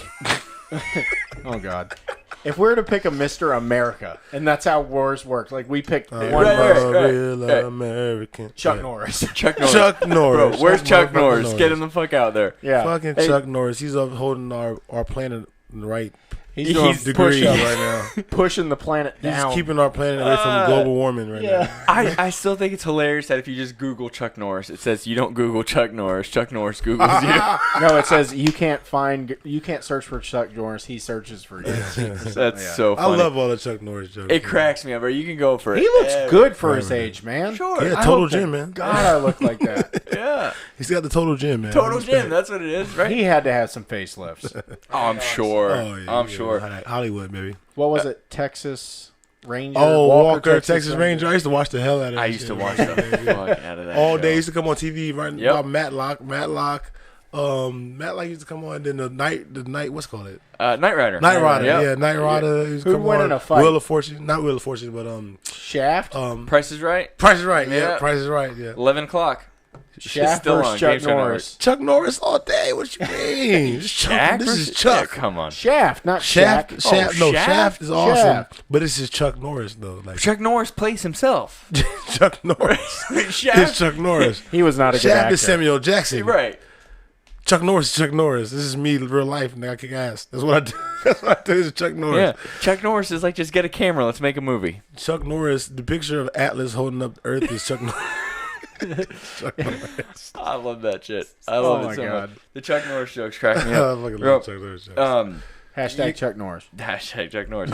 Bro, I know we kind of went over on time. I know you're trying to get out of here. Probably thought it, but whatever. She's watching at home right now going, these idiot ass keeping my husband. Yeah. But no, dude. So like one of the things that I thought was so super cool is like coming from Titusville, you know that there's more paths like in the wrong direction than there are in the right direction here, right? Like we all say know that, but listen, I did some research, and by the way, I tried to add you to Wikipedia, famous pro athletes and people from Titusville, and it will be added because you have to put it in a queue, and they'll look it up because he's obviously a pro MMA fighter, should be on the list. Yep. So we have Wilbur Marshall, Chris Collinsworth, Yep. Latavius Murray. Yep. Tosh. Point Tosh. You beat me to it. Yeah. But there's a decent amount of people. And Jason Aldean's dad used to live here, and he used to stay here on summers. Sure. Yeah. Plies has baby mama and Mims. Really? Trick Daddy has a cousin here. He does. Yeah. I know, he Trick does. Daddy has a cousin? Yeah. And Trick Letter Kids. who was the popular country singer, like really popular? I can't remember her name. Faith. Evan? No. Faith Hill? One of them. My wife could write in and tell us. But Faith Hill and Faith her Evans. family That's was not from even here. country. Oh no, man. There's somebody in Melbourne that's a country singer. But I don't know. Oh, Prince Fielder's from like Satellite or Coco. I've already got some people. Jake Owens is down there in Vero Beach. Okay. Is he the one who sings with the deep That's he's the one that I don't know. He doesn't have it on his notes. I can't can't even think. I drank too much to just be spitting out Jake Owens songs. Barefoot Blue Jean Night. There you go. I The Barefoot Blue guarantee you Jeans. Mo listens to more country than I do because my country extent is Lil Nas X. The only country song that's like that song too. Love that song. The one country song that made me even consider even listening to country was I was like, she got a barbecue stand in the white T-shirt. I know that one. Killing me in that. That's an older one. Skirt. Yeah, I heard that song. I was like, you know what? Yeah. Not all songs in this genre is bad. No, they're vibe with this. But most of them are. Yeah, most of them are. You don't This is like the country white version of hip hop. The original. I saw a thing. They rapping kind of, talking about their dog and their truck broke down and Bro, they left their wife and stuff. My favorite, if you listen to Blake Shelton, it's so because he is like still stuck like 20 years ago where he's just singing. Isn't he the one that everybody makes fun of? Kind of, probably, but he still wins like all these awards and shit. You know what I mean? Because he's a good singer, but he's still like, boys round here. Let's go beer. Yeah, that's See? the one. I like that one too. You know more country than me. I'm terrible. I know no country. None. Hey, I know a lot of white people. Just saying. Hey, I'm 100% and cracker I used to go romping, rooting, mudding, all that back in the day with all the rednecks, man.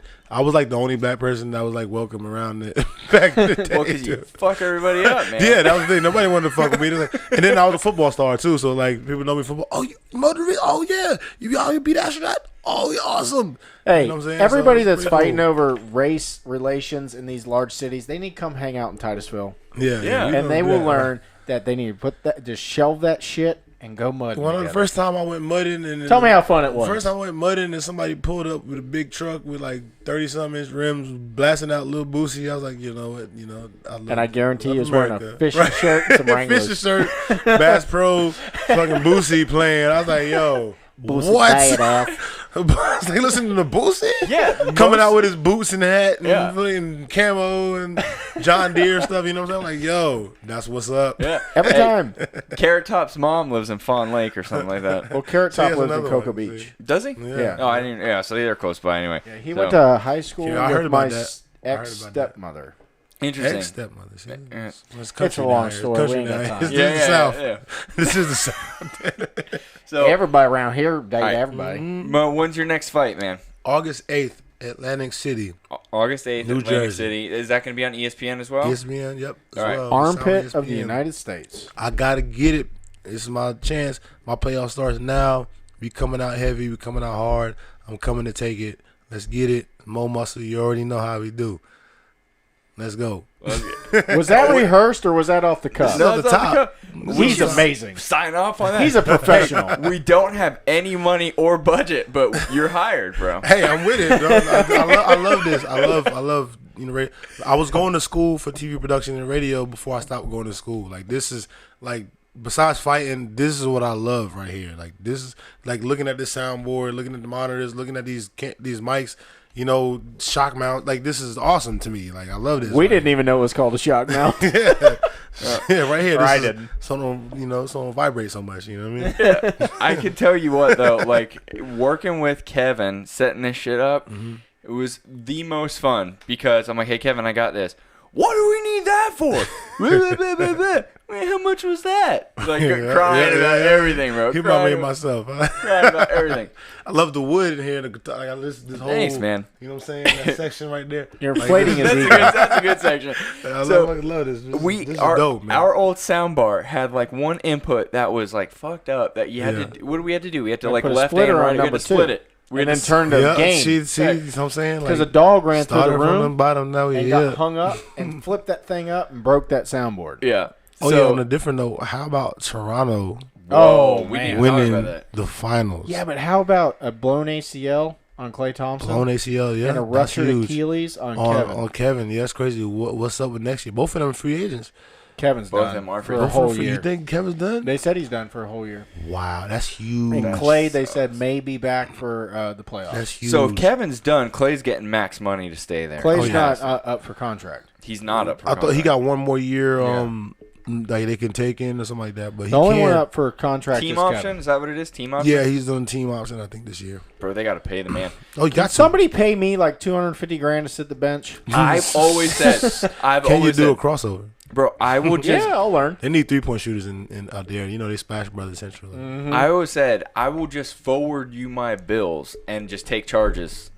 like that's it, man. I just 3 nights a week, I'll just go out there and get run the fuck be on over. like a practice squad, especially for like NBA. Like I know the practice squad for NFL is like $300,000 a year or something crazy like that. So the NBA is even more. It's got to be. You probably make like $1 million. Bro, I still think though that like it with every crystal ball in the world would tell you if you're remotely athletic, fucking play baseball. Yes. Right. It is, and that's the biggest regret I've had was not playing high school baseball because I played baseball since I was 7 years old, all-stars every single year, and then I get to high school and I finally get to play football. Yes, I want to play football. Spring, we got spring football. Yeah, I want to play football. So I made the freshman JV my freshman year for baseball team, and I went to football because I never played football, and I was like, I'll just go to baseball next year. And then my running back coach, who I hated, he never even played football. He only played baseball. Became the head baseball coach. And then I was like, you know what? No, I'm not playing for him. So I didn't go back to play baseball. I was like, dude, at least if I played in high school, whenever what happened with me with football happened, I could have still just jumped back in it. You know what I mean? And you know what? I won't name that coach's name. He wasn't my coach. Mm-hmm. He got fired for letting the kids all drink underage and buying them liquor. No, I know who you're talking about. It wasn't him, but I know exactly who you're talking about. I was cool with her daughter. THS. I was cool with her daughter. Yeah, I know exactly. So you remember that though? Yes. Yep. Yeah. I remember he was the coach that took his place. Oh, okay. I know which one you're talking about. Yep. See, I remember that party. I had friends at that party. Yeah. I remember they got busted. Yeah. That's why I get excited though when I see like the way sports have transitioned though with like travel league and stuff like that because it was around. It's hard on the parents, but it wasn't around like it is now. Yeah, but if you have a talent, you know what I'm saying? Like if you have a talented kid, they find you. They find you, right? That's how it was with me. I couldn't have. My parents couldn't afford to play. I was just so good that my coach was like, "Hey, no, don't worry about it. Yeah, we got him. Can you bring him to practice? Yeah. Yes. Okay, don't worry about it. When I played my basketball, I remember I had a surgeon who was my head basketball coach, and it's when I just moved back from New York. I was playing basketball up there. My level went way high from up there playing basketball. Basketball is way more serious up there. And I get back and I'm playing and I'm balling and my coach is like, yo, we need to keep him. And then my mom didn't have enough. She paid like half. And then he was like, don't worry about it. You're good. Yeah, you're good. We ended up winning the championship that year. Had a big old party at his house. He has all this land and this big boats and stuff like that out of his house. Like he was a surgeon, like legit surgeon. Yeah. And I just remember like, that wasn't here at THS. No, this is when I lived in Melbourne. I was gonna say because we haven't won a championship since 1912. This is when I was like probably like 12 years old or something like that, like maybe even younger than that. And no, actually I was like 8 or 9. But like I said, I was born in New York. I moved to Florida when I was 7. So like basketball, I was playing basketball. We had like crates, like milk crates that they used to bring to the door, and we used to cut the bottoms out and put them on trees. It's like real basketball. Yeah, we used to put them on the trees, and we used to play out there. And then and I had older cousins that used to ball on us. So when I got to Florida, football was big down here, so basketball wasn't that big. Like it was good, but it wasn't that big as it was up there. So I was already beyond most of the people that was playing out here. So I was dominate. I was ball out, and my coach loved it. He loved it, and he was like, you know what, y'all got enough to pay. Don't worry about it. And they used to feed me. I used to ball out, and we won the championship that year. And I remember like that was awesome. Like he had so much money. Back then, I was a little kid, but like when I went to his house and saw everything he had, and was like, "Oh, it's awesome." My parents were like, "What?" Looking around like, "Yo." You're like, and like I said, again, this is like, how do I be a surgeon? Yeah, like this, like, and like I said, like I never saw any race or anything. My wife is white. Like I grew up when I was in New York. It was a bunch of black Muslims where I used to live at, in the community that I was in. I moved to Florida. The first place I moved in was like a white neighborhood, but I went to a black hood school, and then I went to the Muslim church, mosque, with a bunch of Arab people from overseas. So, and then I moved again and went to an all white school, but I lived in the hood, and then I remember the first time I dealt with racism a little bit was I was walking from the bus stop with my friend Greg. He was a white boy, and he was like kind of geekish, and I used to stick up for him. And we used to go to the comic book store together. And I remember the kid was like, I like it more every second. Yeah, he's like, yo. Comic book store. Oh, yeah, we used to walk to the comic book store every day. And people was like, you walking to school with him? I was like, yeah. Is that here in this town? This was in Melbourne back when I was a kid. He's like, you walking to school with him? I'm like, yeah. He's like, they're like, why? I'm like, because he's my friend. He's like, you friends with him?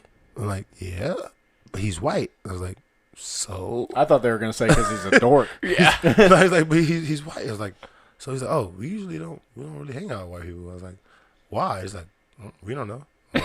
We don't know. No, I was like, I don't, whatever. And I'll go on to school. Like by that time I knew Pakistani people. I knew people from Saudi Arabia, Lebanon, Palestine. Here, white American, black American. I didn't care. Like that didn't people with people. Like we're all people. I didn't see none. I had to get taught this stuff from people. You know what I mean? From some white people that would yell out stuff to us. For some black people that be like, "Oh, why you doing with him? This, that, oh, you walking with that white boy?" Blah blah blah. And I'm like, I had to learn this when I moved down here. Like, and it was crazy. And then like as I grew up, I was always sticking up for the people that couldn't stick up for themselves. Like, people would pick on people, and I will step in the way like, hey, man, don't mess with him. Leave him alone. You know what I'm saying? And I was always big for my age, so people would be like, just leave me alone. You know what I mean? They wouldn't mess with me. So, like, I always stick up for him. I still remember his name, Greg. People would pick on all the time. He was, like, kind of chubby, and, like, I saw you see in his eyes, like, he was sad. Like, you know what I mean? And so I befriended him. Like, you know what I'm saying? I was like, I was like, hey, man, like, walk with me, Don't feel bad for him because he's probably rich. He's probably rich. and then I seen him walk into that's why I seen him, because I seen him at the comic store one time I was there, so I seen him at school and I seen people mess with him, and that's why I was like, yo, leave him alone. You know what I'm saying? I used to walk with him from school, so people want to mess with him.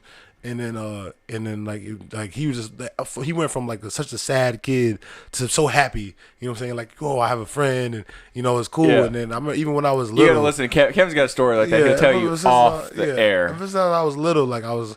That's the one I was telling you last night. Yeah, that's the type of person I am, man. Like I don't care what color you are. I don't care. I where feel you're like from. Though in this area in Brevard County, at least where we live. Mm-hmm. I don't feel like there's a lot of that going on. It's a lot of like people in Brevard is not that bad. I don't see it, and I may be wrong because maybe I'm like, what's the word, jaded? Back in the day, I'm sure it was back in the day, but everywhere now, now it's not too bad in Brevard. Let's put it this way: I haven't seen it in my life, and I'm 36. That's good. And I've never seen anything like that. I've never seen anybody, It's a small town. Yeah. I don't think we care. Yeah, exactly. Because we're a small town. Everybody knows everybody at some point, and it's like you might have some feelings because you've been taught that way. But after a while, like I have a friend, my boy Bobby. He back in the day, he didn't know too much about black people, and I remember it's a funny story. I was sitting here like the first time I heard like these racist jokes, right? And then some of them, I want to hear white jokes before the end of the night. Some of them were kind of funny, and some of them were like, "Yo, it's crazy." And then my buddy was like, "Hey, listen," he's like, "I know." I was like, "Listen, man, I want to hear more of this shit. Like, let me hear some of this stuff." And he's like, "Hey, call Bobby, ask him. He'll be able to get it." So I'm like, "All right." So I hit up Bobby. I'm like, "Hey, man, tell me all the racist jokes." He's like, "What?" Yeah, man. I swear to God, I won't be mad. We gotta stay friends. Just let me hear. So he's like, "Hold on, man. I gotta go check my bookmark right quick. Hold on." He goes on there. Like, what do you call a black person? And he starts firing off, and I'm just like, listen. Some of them, like in the beginning, it was kind of, oh, that's funny, and now listen, like, that's just cruel. Like, and I'm like, did y'all just like sit together thinking shit that's gonna piss us off or something? And he's like, I don't know. This is what I found online. And then, but like me and him, he didn't find that shit online. Yeah, exactly.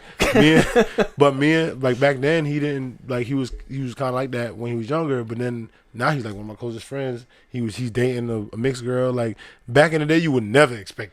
Let me let you in on something, real quick. Yeah. Here's the thing: white people, and I'm going to speak for the race. Nice. It isn't that we're cruel to any race. It's we're fucking horrible to everyone. Like, I am so mean. Like, my friends, right? Mm-hmm. I will come up to Frank and say the worst shit in the world to him. Yep. I will say things that would normally, if I said it to you, you'd be like, oh my God, this guy's horrible. Yeah. And Frank says the same stuff to me. And I learned that. That's how we work. It has nothing to do with race. Like, I consistently talk bad to Frank, and he consistently talks bad to me. Especially Italians. Yeah, that's me. It's you and your fucking white privilege over there, Kevin. So, oh my God, I'm the least. We've already had this. I'm American Indian. It's like, I grew up and nothing was ever bad. Yeah, it's called white privilege. I'm out of here. But listen, so we're doing that relay. I was telling you about the relay earlier from Savannah to Columbus, right? And we got a he's fucking crazy. We got a trailer. We rented a RV, right? So we did an RV full of people, and on the way back, everyone's loopy, bro. We've just been running for 2 days. I think our total time is like 36 hours, you know. Man. But again, there's a lot of us. So I only ran like 28 miles. I only ran, but it was in stages. You know what I'm saying? Yeah. Compared to what? Yeah. Yeah, instead of just straight, F that, man. But anyway, so we're sitting there, and on the way back, so we're all chilling, and my buddy Brian, as white as can possibly be, right? Like he's like a skinny Kevin almost, is what he looks like. So always gotta be talking shit. Right? See what I'm saying? I see. It has nothing to do with race. We're all laying back, and there's a song on. It was either Drake or it was Drake, and the six. Out of nowhere, my buddy GQ, the one black guy on the team, jumps up and he goes, "Whoa, Brian, you can't use the hard R, bro. It's And Brian goes, no, man. He says he uses the R. And he goes, Brian, find me a song where they use the R. So we're listening to bro, DMX. Yeah, everybody. There's no hard R, right? Everybody. Right. So then he goes, what you niggas want from a nigga? Really? Right? So then he goes, Tupac. And my buddy G, the funniest thing ever, he goes, you are not Tupac. You're the pastiest white person. And I'm pretty sure if you said it that way, it was to prove a point. It was exactly, bro. Exactly. So in the group, like we've renamed him. Like his name is Brian, but we do a lowercase b with a capital R. All the time, and he's like, I swear to God, there was an R in there, bro. I swear there was R's there. And like, no, they're all U's. When we hit a segue, we said we don't use there's something important that just came unless we're like having a flashback to like a Django scene or something. Yeah, right. You were like repeating like a line in a movie or something. Yeah, but no, like I've been monitoring the chat room. Yeah, what's up? I have not said anything anybody's said yet. Yeah, me neither. But something just came to my attention that has to be said. What? Matt DeBacco, who's been on 2 of our shows. Yeah, he's a regular on here. He's crazy. Also has the best man in his wedding. Love crazy he's people. Nuts. He DJ'd at one of his parties. Oh, really? Yeah. Oh, yeah. Man. Which party was this? Cause I don't know. He just texted me. He said he DJ'd at one of my parties. What's his name again? Matt DeBacco. He looks like me, bald, about the same size. Crazy as hell. Tattoos. In my life, especially in my early 20s. So, like. Yeah, so supposedly Mo DJ'd his party. Oh, I DJ'd his party. Yeah. Okay, I remember it's a Halloween party, maybe? Yes, he has a huge Halloween party. That was dope. I DJ'd That's my best friend. Out of that. That shit was awesome. It was a good-ass party, too. He used to have them parties every year. Man, for a little bit, I was going to be a DJ, but then... so you're really into this, then? Yeah. Like I said, I'm telling you, man, I'm really, like TV production, music, and shit like that. Like, I'm into it. Like, I rap, all that type of stuff. When I was in my early 20s, I rapped a lot. When I had my first kid, is when I kind of backed off just because I didn't have the time, and I was training to fight and all that stuff too. I was at the beginning of my fight career, about taking it serious. So, like, in the beginning, when I had my studio in my house, I could do it because it was in my house. My kids go to sleep, then boom, I can drop tracks. But once I didn't have it no more in my house, it was kind of like it's hard to find time, to go do it. So I want to make an entrance song when I get in the cage. That's what I want to do. I just had a mental picture. You're more than welcome to do that here. I'm saying I'm down, bro. That'd be awesome. Yeah, I don't know how to come up with beats and stuff. Yeah, I can find all that. We figured that out. I'll find a beat. We do that. Imagine this. This sounds very clear with me speaking on this. It's way better than what I got. These mics suck. I'm saying it sucks, but it sounds good. Pretty good right now. But I mean, if you figure you'd have like a foam. Yeah, you do like the booth. I work in acoustics, by the way. Yep. I work in sound acoustics and we could easily build a desk foam. You can just put some shit right here, boom, around this, boom. We'll get you a soundproof room. Muscle. That faint sound that you hear are the fans running on the splitter, which we wouldn't even have running for that. So imagine Mo's DJing, right? Just picture this. Let me set the scene. Oh, Jesus. we got a party. Mo's sitting there, right? Everybody's jamming. Everybody's loving it. And then all of a sudden, he goes, next song, Mama's going to knock you out. And everybody's like, knock you is he being for real? Like, All right, who's gonna what? Which the reminds party's me of like- the goods. Everybody looking around like, hold on, who, Remember the goods? who's getting knocked out? The goods. He's like, yo, I need you to play something upbeat. DJ request. DJ request, right? And then what does he say? Nobody's seen that. You will take their shit, but you will not play or whatever. You will not take. He their talks to request. himself. He's like motivating himself. He goes, whatever. You will. Right? Yeah, it's something like that. Yeah. You got to watch the goods. Nobody's The ever goods, watched I gotta it. watch the good. I ain't never seen the It's good. a Bro, Will it's got- Ferrell movie. Will Ferrell? Oh, see, It's a I'm Will gonna Ferrell watch movie. it then. But Jeremy love Piven Will is the Ferrell. main character, Yeah. right? And he's like a salesman for hire for used cars, bro. So they call him in to Lord, sell that's- used cars. He's like a I'm gun pretty for sure hire. He's a it's gun funny. for hire. Yeah. Where the Temecula? Yeah. Jeez, I gotta Yeah. watch this movie. I love Will Ferrell, man. Will Shit. Ferrell is funny as hell to me, dude. It's That's- the mother. What was it? Is the motherfucking? I forget. You know what movie? I watched a movie. This movie, I'm gonna tell you in a second. But I watched it. At first, when I watched it, this is stupidest shit in the world. Guaranteed we see it. And I stopped it, and I stopped it halfway through. Not even halfway through. And then I watched it again, and I fell in love with fucking Napoleon Dynamite. Yes, everybody feels that way. I When didn't I like first it at watched first. it, I was like, "What the fuck is this shit? Like, what is this?" Yes. And then I watched it again. I was like, "I'm cracking up the whole time." The more I watch it, you the want your more I Tots? I'm, like, I'm cracking up. I'm like, yo, Chapstick. I sold it out so much at first, and I watched it again, and I was cracking up. The karate dude. I'm gonna throw a football over them there mountains. I can throw a pigskin a quarter mile. Just what you're like, what the fuck? Because you know why that's going on? funny is because everyone has an Uncle Yeah. Rico. Everyone has an Uncle Rico. Right. But once you start looking at it like that, and you're like, "Oh, this is everyday life," just over exaggerated. Everyday life in a this- small town. Tina, eat your food. Especially in a small town, you got like, if you're from a small town, you know people. You get like, it. This is what You it get is. it.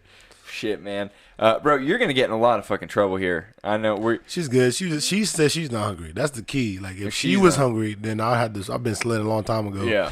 This food to eat. If my son, he just being a prima donna, and he wants some restaurant food, and I got food at the house. Like there's That's food every kid. at the house. That's every kid. Let's go to Cracker Barrel. Let's go. I'm like, what? There's chicken in the refrigerator. There's peanut butter and jelly. There's cereal. There's ice cream. There's I don't all want this it. stuff. Yeah. I want to get. Let's go to. No. All right. My, That's why she hasn't been blowing me up, because if she was hungry, she'd been blowing me up already. I have my no missed daughter call. does I have this. a missed call. do you? For It's probably not for her. so my daughter does this. Like, so I'm like, Ava, you hungry, babe? She's 9. She'll go like this. I'm like, what are you doing? She's like, Whoppers. I'm like, all right. That's definitely my I kid. guess she wants But- some Whoppers. Yep. Yeah, Yep. he's Oh my always God. one of Look at the last- Okay, yeah, he didn't call. She didn't call. See, I'm good. People found out the way to get through is to text me directly. What did they say? Oh man. Don't say it. Let Mo read is that it. who it is? That's Scott. This is one of our super fans. Oh my! You want to do it? Scott. You can bring it in. You do realize Bring it that in. that's going to he'll be here. I'm the greatest Australian American. Oh, he did it. He did it.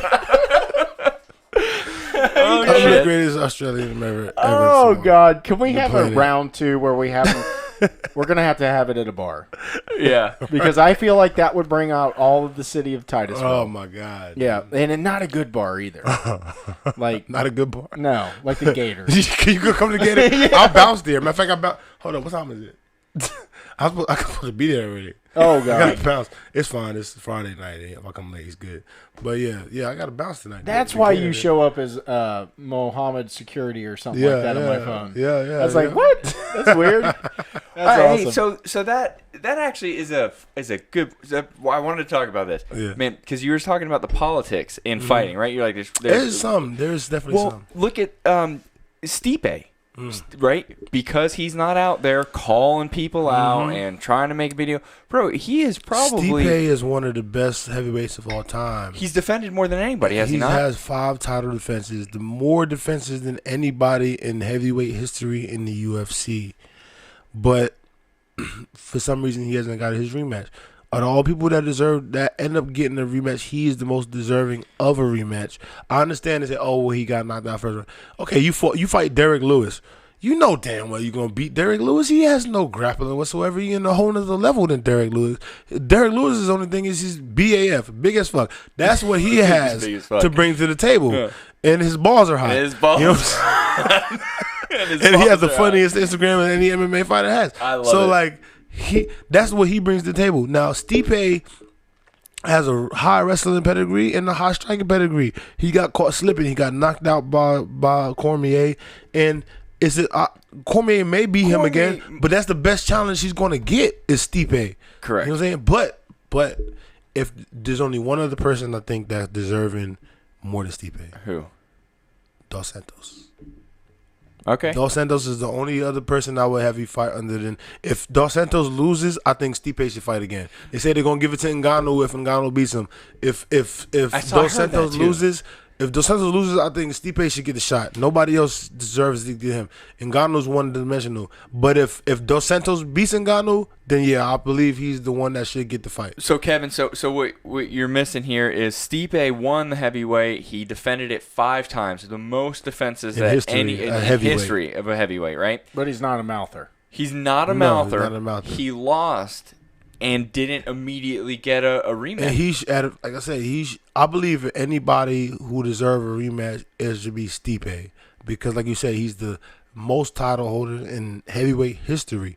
But I think they didn't want to do it. I know Cormier didn't want to do it. They didn't want to do it because he wanted to defend his championship, and he knew he could beat Derrick Lewis. Yeah. Derrick Lewis is not a technical fighter. He's just big as hell. And Cormier is an awesome wrestler. Once he took him down, Derrick Lewis ain't got no wrestling. This is an Olympic wrestler about to fight a non-wrestler. Yeah. So he knew once he got him on the ground, it'd be over, and that's what he did. And Stipe is good ground and striking. Obviously, he got knocked out by Cormier. You know, he caught him slipping. It is what it is. But if anybody deserves a rematch in anything, it should be the guy who has the most title defenses in the heavyweight history. He's active. He's active. It's not like he's trying retired. to get a fight. You're trying to pull him off the bench. You think that Cormier would probably would try to schedule like 5 easy fights to beat, right? You know what I'm saying? I think he's going to retire soon. I thought so too. So like I know he wanted to get a defense. That was key. He wanted to get a defense. It's always you can win and defend. And they wanted him to fight soon, so they tried to figure out who would he accept to fight. And of course, he accepted Derrick Lewis. Bro, Derrick Lewis will fight every weekend. Yeah, he's down to fight. Like I said, I like Derrick Lewis. I do too. I don't dislike Derrick Lewis. I just feel like before the fight happened, I felt like it was a sucker move. Like they didn't give Stipe the rematch, but they give a quick match against Derrick Lewis to make it seem like, okay, he's down to fight quick right after that, but he fights Derrick Lewis. Like everybody knew, nobody had Derrick Lewis winning that fight. I don't think anybody. You know Derrick Lewis. Had Derrick Lewis win. My balls is hot guy. Yeah. My balls is hot. My balls is hot. Listen, Joe Rogan, after That's the the show, funniest guy I'm going ever. ahead and smoke one with you. Like he killed it. He killed it. That was the best post. That's the best post you ever fight meet interview him ever. I don't think I've ever heard anything funnier than that after that a was fight. the best. And then, hey, Joe, why you take your pants off? My balls was. That guy's crazy. He kept it real as you could ever keep it. And Joe's like, you know, all right. It probably was hot. Well, Joe's a comedian. You know he loved it. That fight was epic because that Russian dude was beating his behind the whole fight. Well, and you would know that late into a fight to have knockout power, like you were just talking about in the second round. But I mean, obviously coming off a bad weight cut, he's not. Derrick Lewis isn't cutting weight for anything. I mean, he probably is cutting, but not. He probably took a shit and dropped 10 pounds. Yeah. But see that like he pulled that out like Russian. I feel like the Russian should have did more. Like he every second you're in there with Derrick Lewis is dangerous, and the chance of getting knocked out goes up the longer you're in there with him. So like when you had him sitting there hurt, he did have him. You should have went in there with everything you got, throwing knees and elbows and punches to finish him, because this is Derrick. This is one of the most heavy-handed people in the UFC. Yeah. If you got a chance where he's holding himself and going down and running from you, you gotta go just unleash everything you have. So what if he catches you? You know with what I'm something? saying? But then you reset. You reset and let the most dangerous puncher in the game have a chance to swing at you, and then he knocked, bro. That was the biggest comeback I've seen in a while, because he was getting tore up. There was the no whole time fight. left. How much time was left on the There clock? was like maybe 20, 30 seconds left in the fight. Shit was over. And he knocked him out. Dude, he was losing every round. Every single round, domination. You know what I'm saying? And then he pulled it through, man. Like I said, you can't take nothing from him because he got the freaking the hammer of Thor in every freaking hand. And the balls of fire. Hey, and the balls of my fire. favorite thing, bro, he's on Rogan, and Rogan talks about, like, going for a title, fight for a title, and he goes, well, that's 5 rounds, Joe. Fuck that shit. I got and then he got the title fight. Yeah, he's like if I was good at fighting. Yeah, he's like, that's 5 rounds, Joe. I don't know if I got 5. I got 5 rounds. 5 rounds. I got to work on my cardio. That's what he said. He's like, I got to work on my cardio. I just had an 5 epiphany. rounds. Did you used to fight at the Blue Room? I used to fight at Sports Edge. That's what it was. The Sports Edge. I was getting them mixed up. There. Did you ever fight at Cosmopolitan?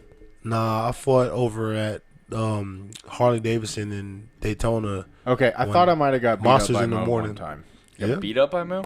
Yeah, I went to Cosmopolitan He one time. remember that. I looked a lot different. I was not this fat or ugly. No, I went to Cosmopolitan, and there was a heavyweight that was undefeated, like a lot, and they would do probably boxing. The dude I fought, yeah, I know you're talking about. And I went up there, and no one would fight Killer? him. They're like, we'll get. I don't remember. It was a long time. Plus, he almost killed me. But I went. They were like, we'll give $250 free bar tab to whoever will fight him. I'm like, well, I'm on there. And I lasted 3 rounds, and I didn't get knocked out. So you got the bar tab? Here's the thing. I had no idea because I knew nothing about this guy. And he was hitting the hell out of me.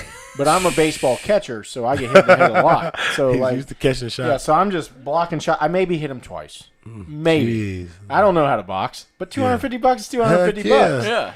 So he comes over after the fight. He goes, "You're the first person I haven't knocked out here. You're a badass fighter." I said, "No, I'm not. No, I'm not. I'm just tough son of a bitch." I just balled up like a turtle. He's like, my fat. I thought it might have been Mo, though, because Matt sent me a text, and he's like, he might have been the dude that almost knocked you out that night. Well, Rogan. I've knocked pretty much everybody out. I fought at Tough Man Boxing besides a guy named Killer, and he ended up being a pro boxer that have been training and fighting pro. You beat him, though? Yeah, I beat him every single time. But the thing was, one draw, but I won that fight. That was crazy. But the thing was, it was only 3 1-minute rounds. So, like, I had enough stamina for 3 1-minute rounds. I was quick on my feet. When I was jabbing him up, jab, straight, jab, straight, jab, moving around. He couldn't touch me. It's hard for him to touch me. And, you know what I'm saying? Because I come from a karate background. In and out, in and out, in and out. So, at that time, it's like I said, it's only 1-minute rounds. I had the stamina for that. You know what I'm saying? I was coming from playing football. I was running sprints every day all the time. So, and that's what the thing was. I was like, well, what is it? He said 3 1-minute rounds. I was like, oh, I could do that. 3 1-minute rounds? Oh, okay. That sounds like a long time. Yeah, but even I'm like, I can just dodge a punch for a minute 3 times. $250. You would have done it. I can do a minute. Yeah, that's the thing. That's why I did it. I was like, and then plus, like I said, I grew up my whole life fighting. I was like a sleeper person, like to where it's like, oh, this guy don't fight because I didn't fight technically on like a stage of boxing and stuff, but like I was fighting my brothers and my older cousins and people in the neighborhood, and you know what I'm saying, like my whole life this is what I did. And then I trained, I lift weights, I played football. I was a D1 prospect, played D1 football, lived crazy workout sessions, stuff, strong as an ox, you know what I'm saying, like, so I was in great shape and I knew how to fight. Right. So when I did fight, it was like, okay, he didn't fight before, but I'm in there touching people up because I know how to fight already. Right. And like I didn't know how to fight. I understood I need to hit you more than you hit me. You know what I mean? And I could do it. Right. You know what I mean? So it's like I was trained for this. So now, when I got an amateur fighter, I was smart. I'm not like I was like I knew Royce Gracie took over the scene with his jiu-jitsu, so I knew when I wanted to take it serious, I was like, look, I gotta learn jiu-jitsu because I don't know jiu-jitsu. Right. And it seemed like this is some shit you need to know. Right. So I met Todd. So it was crazy how I did. I was walking in Valentino's one day, walking through chilling, and then I see this kid, Robin Martinez, that I went to school with. I used to have a crush on his sister back in the day. And then he I know Robbie Martinez. Yeah, Andrew, he may listen. Yeah, Andrew was my babe back in the day. I mean, she wasn't with me or nothing, but I used to always admire her. And then remember, we're live. Yeah, whatever. But, I love my wife again. I'm just saying this is old stuff. But I remember he's like, hey, I know somebody. You think you cool with your belts? I know somebody that'll beat your ass. I'm like, Robbie said that? Cool. Yeah, he said this to me. I like seen him. He's like, yeah, my coach Todd. He would beat your ass. You think you cool? I'm like, okay, well, if that's the case, I do need to beat him because I need to get better. And then when I wrestled, I got better by facing people that's better than me. So I mean, he beats your ass. I'm like, okay, I understand what you're saying. Just set me up. Let me know where to go. So he let me know where to go. I went there. He beat the shit out of me, tapped me out emptying times, and I was like, thinking I didn't do good. He's like, yo, you did good. I'm like, how? Like, y'all destroyed me. He's like, listen, man.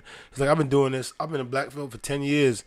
You know what I mean? Like, if I didn't do what I did to you when you walked in, I don't deserve this belt. Like, I'm trying to tell you, you did good. You look good. He's like, I was like, well, I fight amateur. I want to keep practicing. He's like, listen, man, I don't have enough money. He's like, listen, just come. All you got to do is represent the gym, and then we'll train you. It's like, all right. He told me when I came back like a week later, he's like, oh, I didn't expect you to come back. I was like, well, yeah, you beat my ass, so that means you know what you're doing, so I'm going to come here. He's like, okay. And then ever since then, like this is 2012, and I've been rolling with them ever since. Like I went to Brazilian top team a couple times, American top team a couple times. I tried to get in, told them the same thing. Listen, man, I'm a state championship wrestler. I don't have much money, but I'll represent the gym, and none of it, will come, it's this fees, blah, blah. And I was like, okay, so I couldn't do it. And then he just brought me and said, listen, man, don't worry about it. Just represent the gym when you fight. And then I've represented the gym, won titles, and then as I finally became a pro, I started cutting him some of my purse and stuff like that too.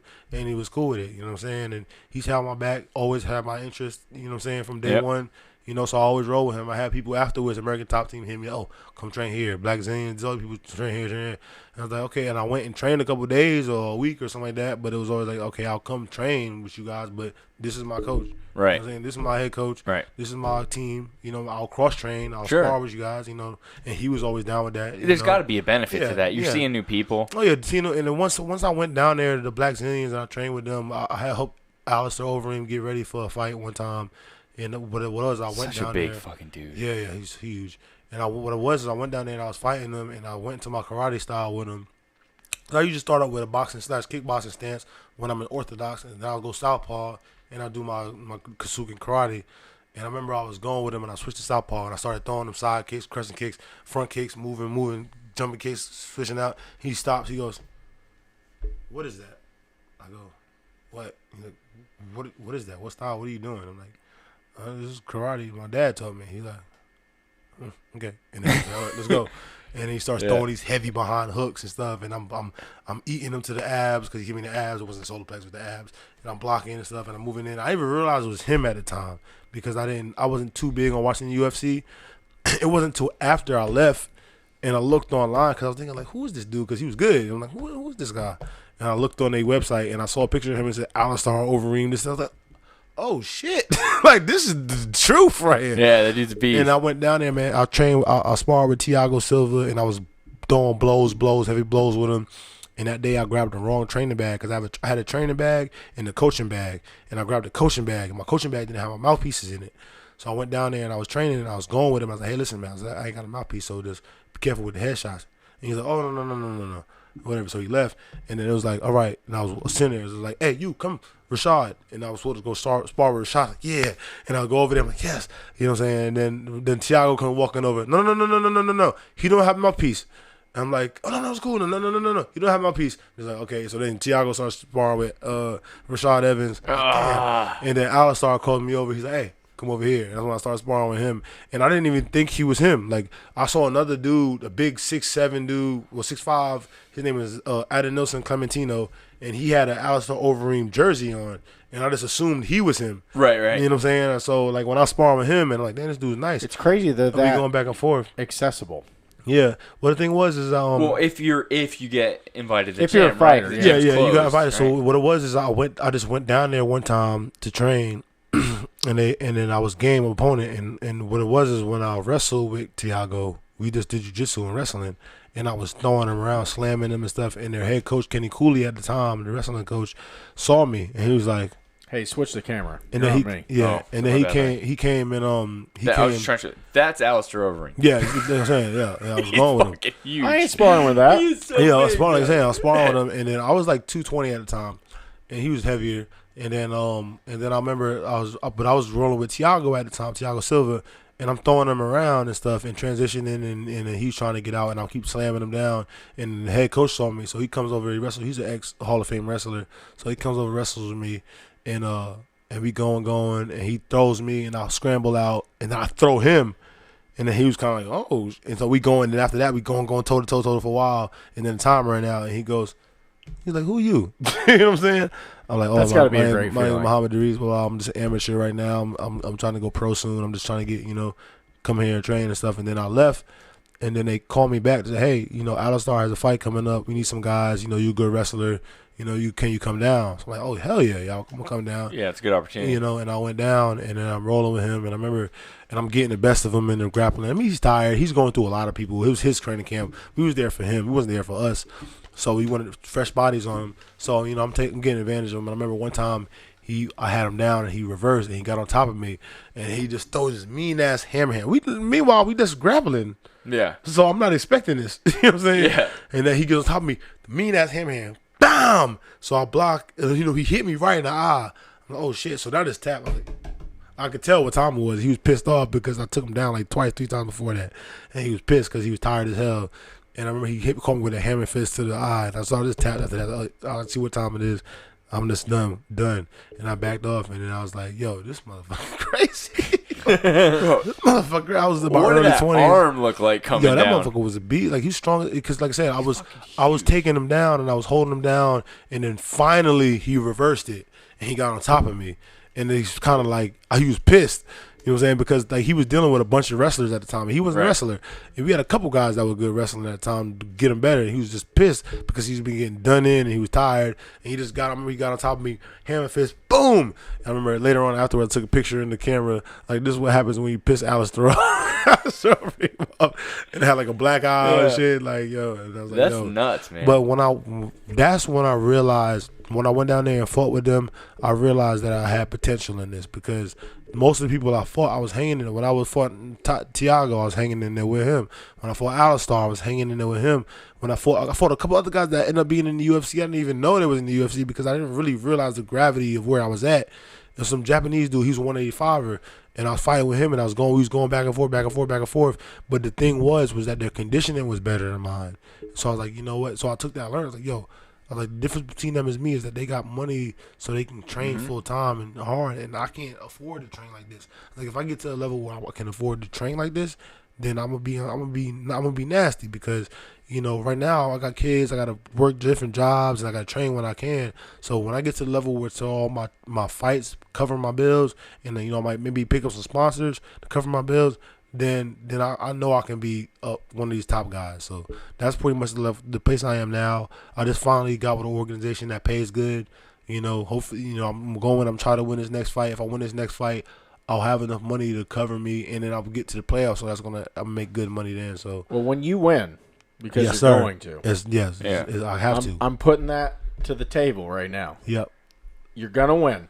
When you do, and after you do the interviews with ESPN and all the important people, all the important people, you got to promise you're going to come back here. Yeah. I promise y'all hometown, dude. Right. And I feel I got to come chill with the OGs. Yeah. When you feel me? When you go, I did this for my family and everything. I want you to be like, and the OG. I got you. The OGs. Little city, stand up. Where my OGs at? We out here. I'm holding it down round for round, pound for pound. I'm going to tell town. You, if I'm able to, if you make it to the finals, I'm going to say this right. I'm the busiest man, probably other than yourself, alive. Yeah. If you make it to them damn finals, I'm going to you find got a way kids, to get so I already there. know it. Yeah. I'll bring them. I'm with you, Kevin. Yeah. I'll try to get out there. Yeah. I'll try to. Yeah. That'd be New York badass. City, baby. Madison Square Garden. Frank will run there. Like, he will. Yeah, he probably will. I believe it. Listen. The first weekend in November, I'm running the New York City Marathon. Oh, that's what's up. And That's crazy. But the weekend Might as well before, stay there and just but the weekend before, I'm running the Marine Corps 50K, 32 miles on Sunday, and then I'm driving to New York and I'm doing it again. When are you doing like a smaller run? I'll do that one. I want to come run with you one time, but Bro, I can't last that. I am down. So 3 times a week, I do speed work. It's less than an hour total. Yeah. And probably like 3.5 miles, depending on how fast I'm going. That's a good run for me. You would like that too. I'll follow because you in my golf cart. 3.5 is perfect for me. And the 3.5. It's hard still. Don't get me wrong. That's hard. But 3.5. Yeah. I could deal with a 3.5. But do you get to 10 and shit? That's well. So what I do is I warm up for up to 10 minutes. I won't go longer. So then that's like just try to get my heart rate up because it's hard to just sprint, Cole. Yeah, for sure. You know, you actually feel like you're sprinting is muscle. So I sprint. I'll do a quarter-mile sprint, 2-minute jog, and I'll do that 8 times. Quarter-mile sprint, 8-minute jog. Bro, I got my sprints. I got my sprints down to under 7 minutes a mile. That's what's up, bro. So I'm trying. I'm trying, bro. So keep that shit going, bro. My fastest mile I did was like a 6:45 or something like that. But my buddy on the team, he does that shit for a half marathon. He'll run a half marathon at like low 6s. Jeez, see that's ridiculous. 13 see, like a mile, I know I can get a mile in the 7 only because when I was in high school when we did a test, I half-assed the run and I got like a little bit over 7. Yeah, you know what I'm saying. So I know I can get a 7-minute mile. But anything once you get under that, that's when I know it's gonna be. You want to hear some bullshit? Listen, I ran under a 6-minute mile in college because the coach said whoever doesn't run a mile in under 6 minutes is cut for the baseball team. See, you did that shit. I almost died. Yeah, I bet. I thought in my brain, Kevin, you're dying. Oh shoot! Yeah, I ran, bro. So I did this race with Mark Myers. You happen to know Mark Myers? No. Schmarks Myers. Sorry, yeah. So I did this race with Schmarks Myers, and bro, it's a 10-mile race. So I'm coming around the corner, and we've got like 9. There's like I have a little more than a quarter mile left, right? And he tells everybody at the turn, "Hey, when I say Frank, I need all you guys to be like, let's go, Frank." Because here's the deal. If Mark could have been like, go, go, go, I'd have been like, fuck you. Yeah. I'm not going any faster but Frank's than this. An ego person. Yeah, I am, bro. He's smart. I come up the hill, and you hear 10 people. Let's go. I'm like, God. Frank's instantly got a hard on. Instantly. Yep. He's ready. So my last, it was almost a quarter mile. I did at a 4:40 mile. Just jeez, fucking blazing. I crossed that finish line and I go right to a bush because I'm like, oh, I'm puking. Mm-hmm. I go right to a bush and I'm like, just nothing comes out though. But I'm like, dry heaving. That's worse. That's what the football coaches used to love to hear. Yeah. You hear that dry heaving? Loved it. They're doing good. I played football. I coach football right now game. as Space Coast, man. I'm coaching the running backs. Yeah. So I played freshman football. I was very undersized. As a freshman, I was 5'4", 104 pounds. Oh man, yeah, you definitely. I graduated at 6 foot 230. I grew quite a bit in high school. There you go. That's it. But I got hit by a guy about your size in freshman football, and he knocked. I have braces. Oh. He knocked all my braces off my teeth into my lips, and just destroyed me. And I'm like, "Yep, football ain't my thing." Yeah, see, that's the thing. Like, I'm one of them coaches that will talk to those kids and tell them stuff like you start off 5'4", whatever, you still gonna grow. You know what I'm saying? Just keep working, keep training. I didn't think I was gonna grow. And yeah, that's how it is. Like, and so I try to motivate. I try to motivate a lot of kids because I had a couple good coaches that motivated me when I was younger. And I'm like, if I can do that to some kids and help and be a positive role model to some of them. Because not all those kids have fathers around. Right. Not all those kids have a positive environment at home around. If I can be positive to them out here, sometimes they mess up. I'm not going to chew their head off. You know what I'm saying? I'm going to teach them.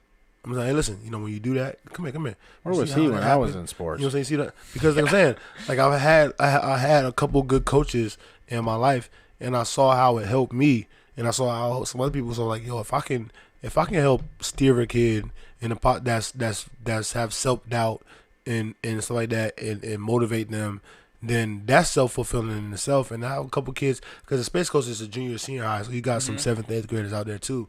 And I try to tell them, listen, you guys, you got to think, you're in 7th, 8th grade. Like, you're not even in high school yet. Right. You know what I'm saying? But you get to practice with us. Right. You know what I'm saying? So to sit here, just focus, pay attention. I'm going to teach you. You know what I'm saying?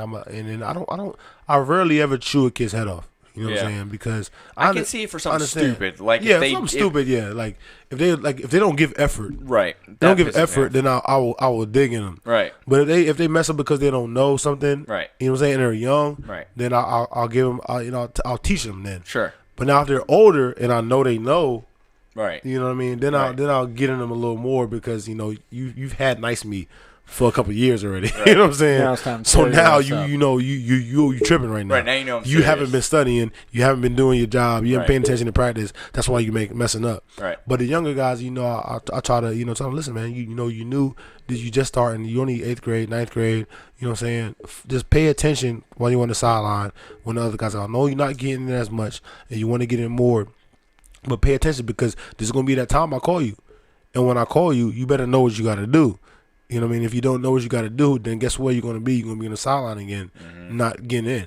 So pay attention, and and I just that's the tone I usually keep with them, and I try to make sure all the schematics. I teach them the schematics and stuff, because like I said, I've had coaches that were yelling, and I could deal with that because I was a tough kid, and that just motivated me more.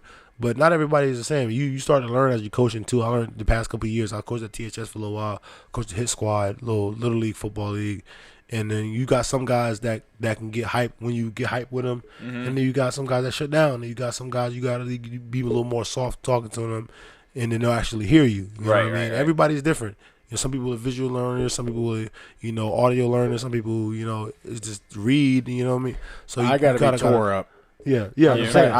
Some people you can go ham on, and then they'll get fired up, and they'll get back up, and they'll turn that anger to the opponents. Right. Some people dwell on it. Yeah, you're just like, go that way. Yeah, they go, now you can put them in there and they're going ham. But then you got some kids that are like shut down from that. So you gotta Right. Hey, listen, man, it's okay.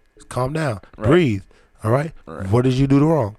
Right. Oh, I did this. Okay, what can we do to get it You right? were born. Let's That's do what this. you did wrong. Right. Yeah. And then you got those kids. What the hell are you doing? Yeah, I know that's what's up. You're supposed to get back in there, light somebody up, and they get back. All right, coach. You get back in there. Boom, boom, boom. It's like that's what I'm talking about. You know what I'm saying? So I drive by fire. You know, some people are different, and as you a coach, you start to learn that. And some of them would be like, And Don't meanwhile, piss himself. what Mo's actually talking about is when he coached T-ball one time. right. You hit that ball on the tee, God damn it! Yeah. Stop hitting the damn tee. The day he filled in, they were like, no, this guy's cool. So what I've learned from this interview, and I don't want him to lose his security job. Mo does security.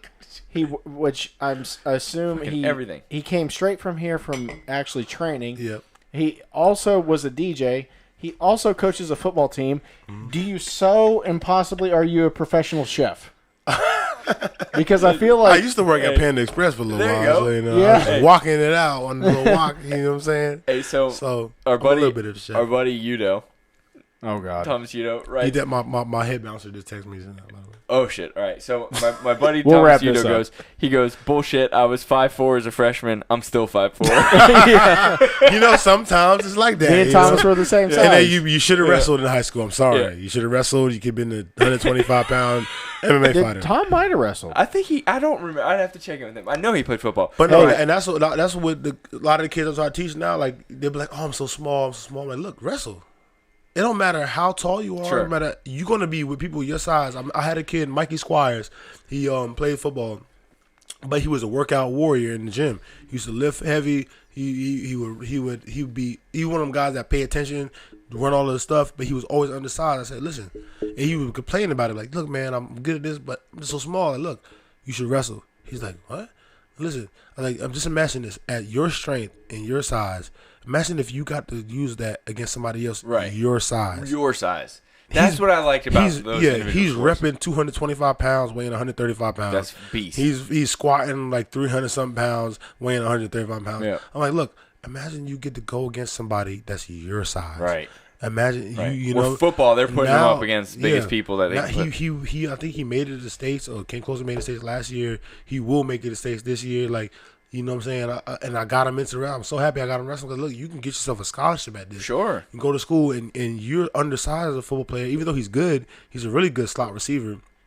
And he probably might be able to get a scholarship at a D2 school or something like that as slot receiver. But now you possibly could get a D1 scholarship For wrestling. Yeah, hell yeah. Because you decided, hey, listen, I'm listening to Coach Mo, Right. and I'm gonna go try it out. And then now he's just tossing people left and right because when they grab him up, he's just so strong. Because People like I love said, those multi-sport athletes, oh yeah, man. And I'm telling you, if you and definitely football coaches, if they know you wrestle too, Yeah. they know how hard it is. They know how tough that is. Yeah. Like when I started wrestling, I finally realized how hard the sport can be. I thought when I was playing football that I was doing the hardest thing. And then when I went to wrestling, the only reason I even did wrestling because I was hurt from football season and my ankle hurt real bad. And it was hard for me to play basketball. So my coach put me to JV my 10th grade year instead of varsity because I had a fractured ankle. And I was in my feelings. I was like, oh, I should play varsity, blah, blah. So I wasn't doing nothing. And my friend Scott Singleton came up to me. He's like, hey, I don't see you at basketball practice. I was like, oh, man, I'm not doing it right now. He's like, come wrestle. I'm like, man, I ain't wearing no damn spandex and hugging up on some man, oil checking me and stuff. Yeah. He's like, listen, man. He's like, you know who Bruce Lee is, right? I'm like, of course. Of course I know who Bruce Lee is. He's like, before he died, he talked about you have to learn how to grapple. And wrestling is grappling. You get free grappling lessons. I was like, go on. He said, listen, come to wrestling practice. You ain't got to wear no singlet, not spandex. And then you can wear t-shirt and shorts, and then you get to learn some grappling. So like, all right, I'm going to do it until my ankle heals, and then I'll go do basketball. And it didn't hurt my ankle on the mat, wrestling. So when I started wrestling, after 2 weeks, I was already beating the starting varsity guy. And everything they taught me every day, I was learning quick. And like, how you learn that? Like, you taught me it. But you did it already. I'm like, you showed me how to do it. People don't work like that. I'm like, I do. Yeah. And so, like, I was like, and then I had a match that I lost. And, like, and he held me down. I couldn't get up. I was like, yo, if I was in the streets, I would have got stomped out. If I was in the streets and somebody knew this stuff, I would have been done. Oh, I got to learn this. This is real. This is real right here. I was like, so he was like, you know what? I'm going to wrestle this year. I'm going to come back to basketball next year. And then I wrestled, and I made it to States that year. I got beat in States. I went 2-1, 1-2. And then I was like, damn. I was like, well, I'm going to go back to basketball. But I was pissed off still. And then my coach, he saw it in my eyes. He's like, listen. He's like, we going to wrestling camp this summer. You want to come? I was like, Coach, I can't afford no wrestling camp to North Carolina. I can't afford no $1,200. He's like, I'll pay for it if you wrestle next year. I'm like, that's commendable. He's like, we get to go whitewater rafting. We get to go. I'm like, word? He's like, yeah. I'm like, all right. I'll do one more year. He's like, listen, I'm going to leave after next year anyways. All right, I'm going to do one more year, and then I'm going to go back to basketball. And I went one more year. I was going in the States. I was like 34-1. And I ended up I was like 33-1. I ended up 38-2, and I lost to the champion in the semifinals, and got third. And then my coach left and everything. So next year I went to try out for basketball again, thinking I'm gonna make it, which I should have. And then I guess my new wrestling coach came to the basketball coach and was like, "Hey, he's gonna be a state champion this year. Let me have him. Don't put him in basketball." He's like, "I need him for wrestling. Please give him wrestling." And basketball coach like, whatever, take him. I don't care. And I didn't find it out till last year because I was coaching at THS. And last year I was talking to the basketball coach, and he told me the real story. First I thought I didn't make the team. I was like, how did they make the team? I was balling. You know what I mean? And then he told me the truth last year. And I'm like, oh, that makes sense because like literally I played basketball all my life. Like I said, I won championships when I was a kid. And then like I've been making tryouts since I was 7 years old. They're looking for if you can hustle. They're looking for if you can play defense. They're looking to see if you can score. And they're looking to see if you can set your teammates up. I made sure I did every single one of them things at the tryouts. You know what I mean? Yeah. And I didn't make it, so I was pissed poor. I didn't go to much. Like I missed a bunch of my first meets and stuff for wrestling. And then he talked me into doing it, and I ended up winning states. And for like all the way until I started coaching a couple years ago, that was always back in my mind, like how the heck I didn't make the basketball team. Hey man, I got cut from basketball too, and guess what? Yeah, I won the state championship. That's what I'm talking about. Wait, here's the gigger. In the freestyle and swimming. Swear to God. Hey, swear to God. We used to give respect to swimmers because that was the only other sport where you use every muscle in your body. I cut big. 30 pounds in no time. Yeah, see, that's the only when wrestlers we give respect to swimmers, and that's it because we was like, yo, y'all using every single muscle group in your body. Only thing different between y'all and Let me let you in on a secret. We're doing it versus somebody else who's doing it too. Right. The resistance. And before we get you fired, we'll wrap it up. Yeah, you got to go, man. But let me let you in on a secret. End this shit an hour ago. I was the smartest one in this group because I was in a pool with like 40 some odd girls. Oh. 4 gay guys and me. Right, so they thought you were the 5th gay guy. Yeah, they probably did. But you was hollering at all chicks and shit. You think so? I never talked to any of them. I'm scared to death. Hey, that's how it is sometimes when you're Yeah. All right, Mo. Again, your fight is it?